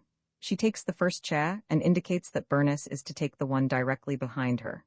Seated thus, her eyes are level with, and near to, the face of an imaginary man upon the stage. To speak to Bernie, she must turn. When she does, the audience is square upon her. People come in slowly. For my Sunday go-to-meeting dress. Oh, glory God, oh, shout amen. and fill vacant seats of Lincoln Theatre. Each one is a bolt that shoots into a slot and is locked there. Suppose the Lord should ask, where was Moses when the light went out? Suppose Gabriel should blow his trumpet? The seats are slots. The seats are bolted houses. The mass grows denser. Its weight at first is impalpable upon the box. Then Muriel begins to feel it. She props her arm against the brass box rail to ward it off. Silly. These people are friends of hers, a parent of a child she teaches, an old school friend. She smiles at them. They return her courtesy and she is free to chat with Bernie. Bernie's tongue started runs on and on. Oh, washa blue? Oh, washa lady? Muriel. Never see Dan again. He makes me feel queer, starts things he doesn't finish, upsets me. I am not upset. I am perfectly calm. I am going to enjoy the show. Good show. I've had some show. This damn tame thing. Oh, Dan. Won't see Dan again. Not alone. Have Mrs. Pribby come in. She was in. Keep Dan out. If I love him, can I keep him out? Well then, I don't love him. Now he's out. Who is that coming in? Blind as a bat. Dingbat. Looks like Dan. He mustn't see me. Silly. He can't reach me. He won't dare come in here. He'd put his head down like a goring bull and charge me. He'd trample them. He'd gaw. He'd rape. Bernie? He won't dare come in here. Bernie, who was that who just came in? I haven't my glasses. A friend of yours, a good friend, so I hear. Mr. Daniel Moore, Lord. Oh, he's no friend of mine. No, I hear he is. Well, he isn't. Dan is ushered down the aisle. He has to squeeze past the knees of seated people to reach his own seat. He treads on a man's cons. The man grumbles and shoves him off. He shrivels close beside a portly negress whose huge rolls of flesh meet about the bones of sea toms. A soil-soaked fragrance comes from her. Through the cement floor, her strong roots sink down. They spread under the asphalt streets. Dreaming, the streets roll over on their bellies and suck their glossy health from them. Her strong roots sink down and spread under the river and disappear in bloodlines that wave us south. Her roots shoot down. Dan's hands follow them. Roots throb. Dan's heart beats violently. He places his palms upon the earth to cool them. Earth throbs. Dan's heart beats violently. He sees all the people in the house rush to the walls to listen to the rumble. A new world Christ is coming up. Dan comes up. He is startled. The eyes of the woman don't belong to her. They look at him unpleasantly. From either aisle, bolted masses press in. He doesn't fit. The mass grows agitant. For an instant, Dan's and Muriel's eyes meet. His weight thus slides the weight on her. She braces an arm against the brass rail and turns her head away. Muriel, damn fool. Dear Dan, what did you want to follow me here for? Oh, can't you ever do anything right? Must you always pain me and make me hate you? I do hate you. I wish someone would come in with a horsewhip and lash you out. I wish someone would drag you up a back alley and brain you with the whip butt. Muriel glances at her wristwatch. 9:15. Bernie, what time have you? 8:40. Time to begin. Oh, look, Muriel, that woman with the plume, doesn't she look good? They say she's going with, oh, what's his name? You know. Too much powder, I can see it from here. Here's the orchestra now. Oh, fine. Jim Clem at the piano? The men fill the pit. Instruments run the scale and tune. The saxophone moans and throws a fit. Jim Clem, poised over the piano, is ready to begin. His head nods forward. Opening crash. The house snaps dark. The curtain recedes upward from the blush of the footlights. Jazz overture is over. The first act is on. Dan, old stuff. Muriel bawd, must be, but she'll smile and she'll clap.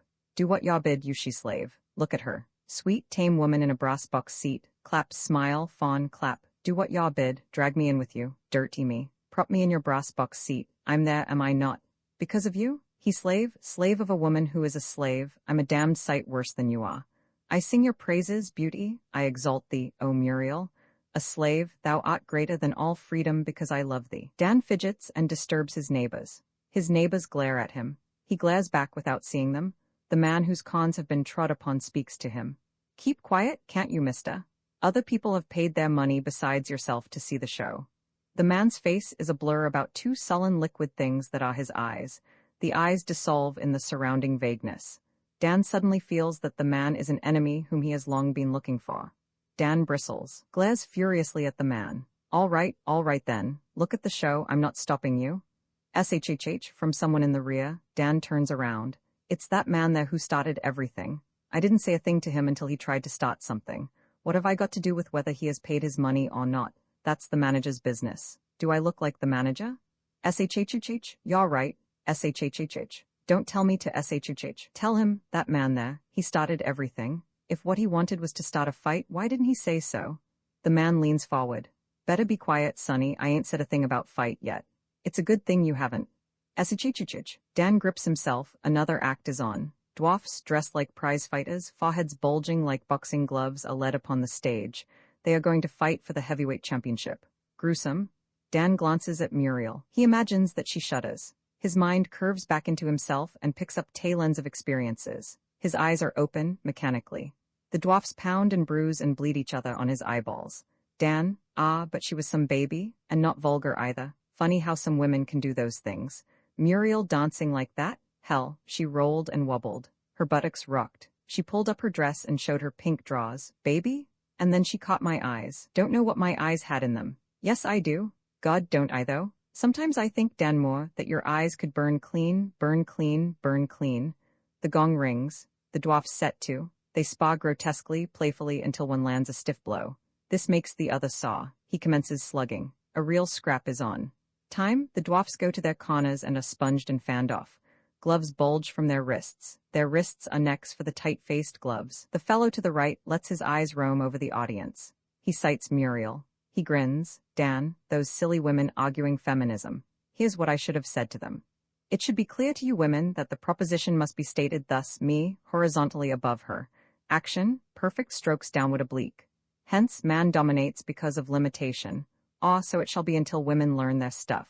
So framed, the proposition is a mental filler. Dentist, I want gold teeth. It should become cherished of the technical intellect. I hereby offer it to posterity as one of the important machine-age designs. P.S. It should be noted that because it is an achievement of this age, its growth and hence its causes up to the point of maturity, antedate machinery. The gong rings. No fooling this time. The dwarfs set to. They clinch. The referee pots them. One swings a cruel uppercut and knocks the other down. A huge head hits the floor. Pop. The house roars. The fighter, groggy, scrambles up. The referee whispers to the contenders not to fight so hard. They ignore him.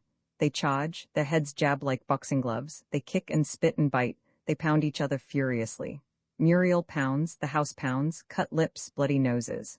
The referee asks for the gong. Time, the house roars, the dwarfs bow, are made to bow, the house wants more. The dwarfs are led from the stage. Dan, strange, I never really noticed him before. Been sitting there for years. Born a slave, slavery not so long ago, he'll die in his chair. Swing low, sweet chariot. Jesus will come and roll him down the river Jordan. Oh, come along, Moses, you'll get lost. Stretch out your rod and come across. Let my people go? Old man. Knows everyone who passes the corners. Saw the first hoskars, the first Oldsmobile, and he was born in slavery. I did see his eyes, never miss eyes, but they were bloodshot and watery. It hurt to look at them. It hurts to look in most people's eyes. He saw Grant and Lincoln. He saw Walt. Old man, did you see Walt Whitman? Did you see Walt Whitman? Strange force that drew me to him, and I went up to see. The woman thought I saw crazy. I told him to look into the heavens. He did, and smiled. I asked him if he knew what that rumbling is that comes up from the ground. Christ, what a stroke that was. And the jabbering idiots crowding around, and the crossing cop leaving his job to come over and wheel him away. The house applauds. The house wants more. The dwarfs are led back, but no encore, must give the house something. The attendant comes out and announces that Mr. Barry, the champion, will sing one of his own songs, for your approval. Mr. Barry grins at Muriel as he wobbles from the wing. He holds a fresh white rose and a small mirror. He wipes blood from his nose. He signals Jim Clem. The orchestra starts. A sentimental love song. Mr. Barry sings, first to one girl, and then another in the audience. He holds the mirror in such a way that it flashes in the face of each one he sings to. The light swings around. Dan, I am going to reach up and grab the girders of this building and pull them down. The crash will be a signal. Hid by the smoke and dust, Dan Moore will arise. In his right hand will be a dynamo. In his left, a god's face that will flash white light from ebony. I'll grab a girder and swing it like a walking stick. Lightning will flash. I'll grab its black knob and swing it like a crippled cane. Lightning, someone's flashing. Who in hell is flashing that mirror? Take it off me, goddamn you. Dan's eyes are half blinded. He moves his head. The light follows. He hears the audience laugh. He hears the orchestra. A man with a high-pitched, sentimental voice is singing. Dan sees the dwarf. Along the mirror flash the song comes. Dan ducks his head. The audience roars. The light swings around to Muriel. Dan looks. Muriel is too close. Mr. Barry covers his mirror. He sings to her. She shrinks away. Nausea. She clutches the brass box rail. She moves to face away. The audience is square upon her. Its eyes smile. Its hands itch to clap. Muriel turns to the dwarf and forces a smile at him. With a showy blare of orchestration, the song comes to its close. Mr. Barry bows, he offers Muriel the rose, first having kissed it. Blood of his battered lips is a vivid stain upon its petals. Mr. Barry offers Muriel the rose. The house applauds. Muriel flinches back. The dwarf steps forward, diffident, threatening. Hate pops from his eyes and crackles like a brittle heat about the box. The thick hide of his face is drawn in tortured wrinkles. Above his eyes, the bulging, tight-skinned brow. Dan looks at it. It grows calm and massive. It grows profound. It is a thing of wisdom and tenderness, of suffering and beauty. Dan looks down. The eyes are calm and luminous. Words come from them. Arms of the audience reach out, grab Muriel, and hold her there. Claps are steel fingers that manacle her wrists and move them forward to acceptance. Bernie leans forward and whispers, "It's all right, go on, take it." Words form in the eyes of the dwarf, "Do not shrink. Do not be afraid of me. Jesus, see how my eyes look at you. The Son of God, I too was made in his image. Was once, I give you the rose." Muriel, tight in her revulsion, sees black and daintily reaches for the offering. As her hand touches it, Dan springs up in his seat and shouts, "Jesus was once a leper." Dan steps down. He is as cool as a green stem that has just shed its flower. Rows of gaping faces strain towards him. They are distant, beneath him, impalpable. Squeezing out, Dan again treads upon the con-foot man. The man shoves him. "Watch where you're going, mister. Crazy or no, you ain't going to walk over me. Watch where you're going there." Dan turns and serenely tweaks the fellow's nose. The man jumps up. Dan is jammed against a seat back. A slight swift anger flicks him. His fist hooks the other's jaw. "Now you have started something. Ain't no man living can hit me and get away with it. Come on the outside." The house, tumultuously stirring, grabs its wraps and follows the men. The man leads Dan up a black alley. The alley air is thick and moist with smells of garbage and wet trash. In the morning, singing niggers will drive by and ring their gongs, heavy with the scent of rancid flowers and with the scent of fight. The crowd, pressing forward, is a hollow roar. Eyes of houses, soft girl eyes, glow reticently upon the hubbub and blink out. The man stops, takes off his hat and coat. Dan, having forgotten him, keeps going on. Calling Jesus, her soul is like a little thrust-tailed dog that follows her, whimpering. She is large enough, I know, to find a warm spot for it. But each night when she comes home and closes the big outside storm door, the little dog is left in the vestibule, filled with chills till morning. Someone, Iaho Jesus, soft as a cotton ball brushed against the milk-pud cheek of Christ, will steal in and cover it that it need not shiver, and carry it to her where she sleeps upon clean hay cut in her dreams. When you meet her in the daytime on the streets, the little dog keeps coming. Nothing happens at first, and then, when she has forgotten the streets and alleys, and the lodge house where she goes to bed of nights, a soft thing like fur begins to rub your limbs, and you hear a low, scared voice, lonely, calling, and you know that a cool something nuzzles moisture in your palms. Sensitive things like nostrils quiver. Her breath comes sweet as honeysuckle, whose pistils bear the life of coming song. And her eyes carry to where builders find no need for vestibules, for swinging on iron hinges, storm doors. Her soul is like a little thrust-tailed dog that follows her, whimpering. I've seen it tagging on behind her, up streets where chestnut trees flowered, where dusty asphalt had been freshly sprinkled with clean water, up alleys where niggas sat on low doorsteps before tumbled shanties and sang and loved. At night, when she comes home, the little dog is left in the vestibule, nosing the crack beneath the big storm door, filled with chills till morning. Someone, Iaho Jesus, soft as the bare feet of Christ moving across bales of southern cotton, will steal in and cover it that it need not shiver, and carry it to her where she sleeps. Cradled in dream-fluted cane. Calm a wind is in the cane, come along. Cane leaves swaying, rusty with talk, scratching choruses above the guinea's squawk. Wind is in the cane. Come along. Kama, in overalls and strong as any man, stands behind the old brown mule, driving the wagon home. It bumps and groans and shakes as it crosses the railroad track. She, riding it easy. I leave the men around the stove to follow her with my eyes down the red dust road. Nigga woman driving a Georgia chariot down an old dust road. Dixie Pike is what they call it. Maybe she feels my gaze, perhaps she expects it. Anyway, she turns. The sun, which has been slanting over her shoulder, shoots primitive rockets into her mangrove-gloomed, yellow flower face. Hi, yip, God has left the Moses people for the nigga. Jet up. Using reins to slap the mule, she disappears in a cloudy rumble at some indefinite point along the road. The sun is hammered to a band of gold. Pine needles, like Mazda, are brilliantly aglow. No rain has come to take the rustle from the falling sweet gum leaves. Over in the forest, across the swamp, A sawmill blows its closing whistle. Smoke curls up. Marvelous web spun by the spider sawdust pile, curls up and spreads itself pine-high above the branch, a single silver band along the eastern valley. A black boy, you are the most sleepiest man I ever seed, sleeping beauty, cradled on a gray mule, guided by the hollow sound of cowbells, heads for them through a rusty cotton field.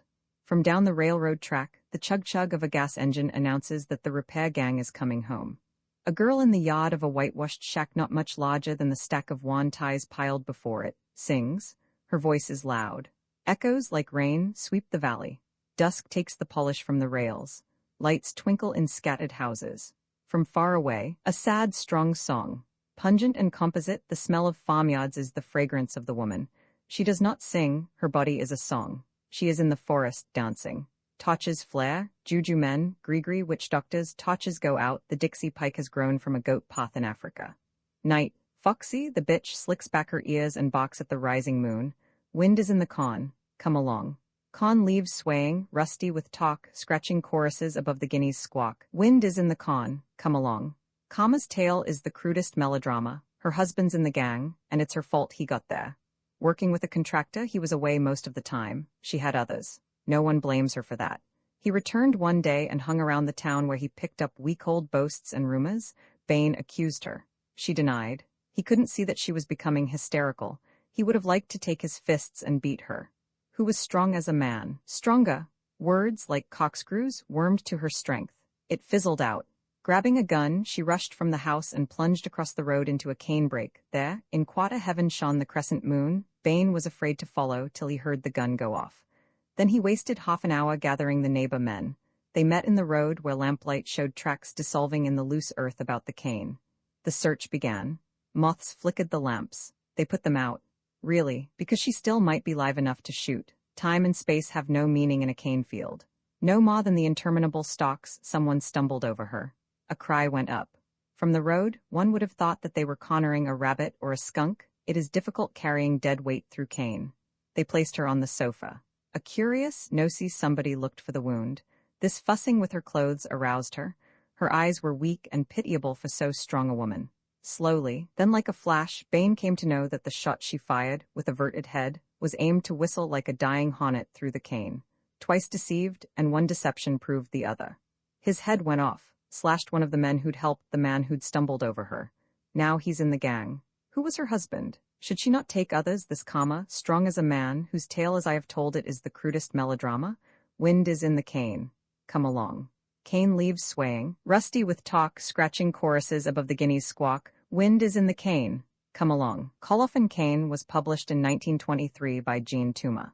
This ebook was produced for Standard eBooks by Zoe Lee Peterson, and is based on a transcription produced in 2019 by Tim Lindell, Robert Tonsing, and distributed proofreaders for Project Gutenberg and on digital scans from the Hathai Trust Digital Library. The cover page is adapted from Still Life with Grapes, a painting completed between 1838 and 1917 by Caduceus Plantagenet Ream.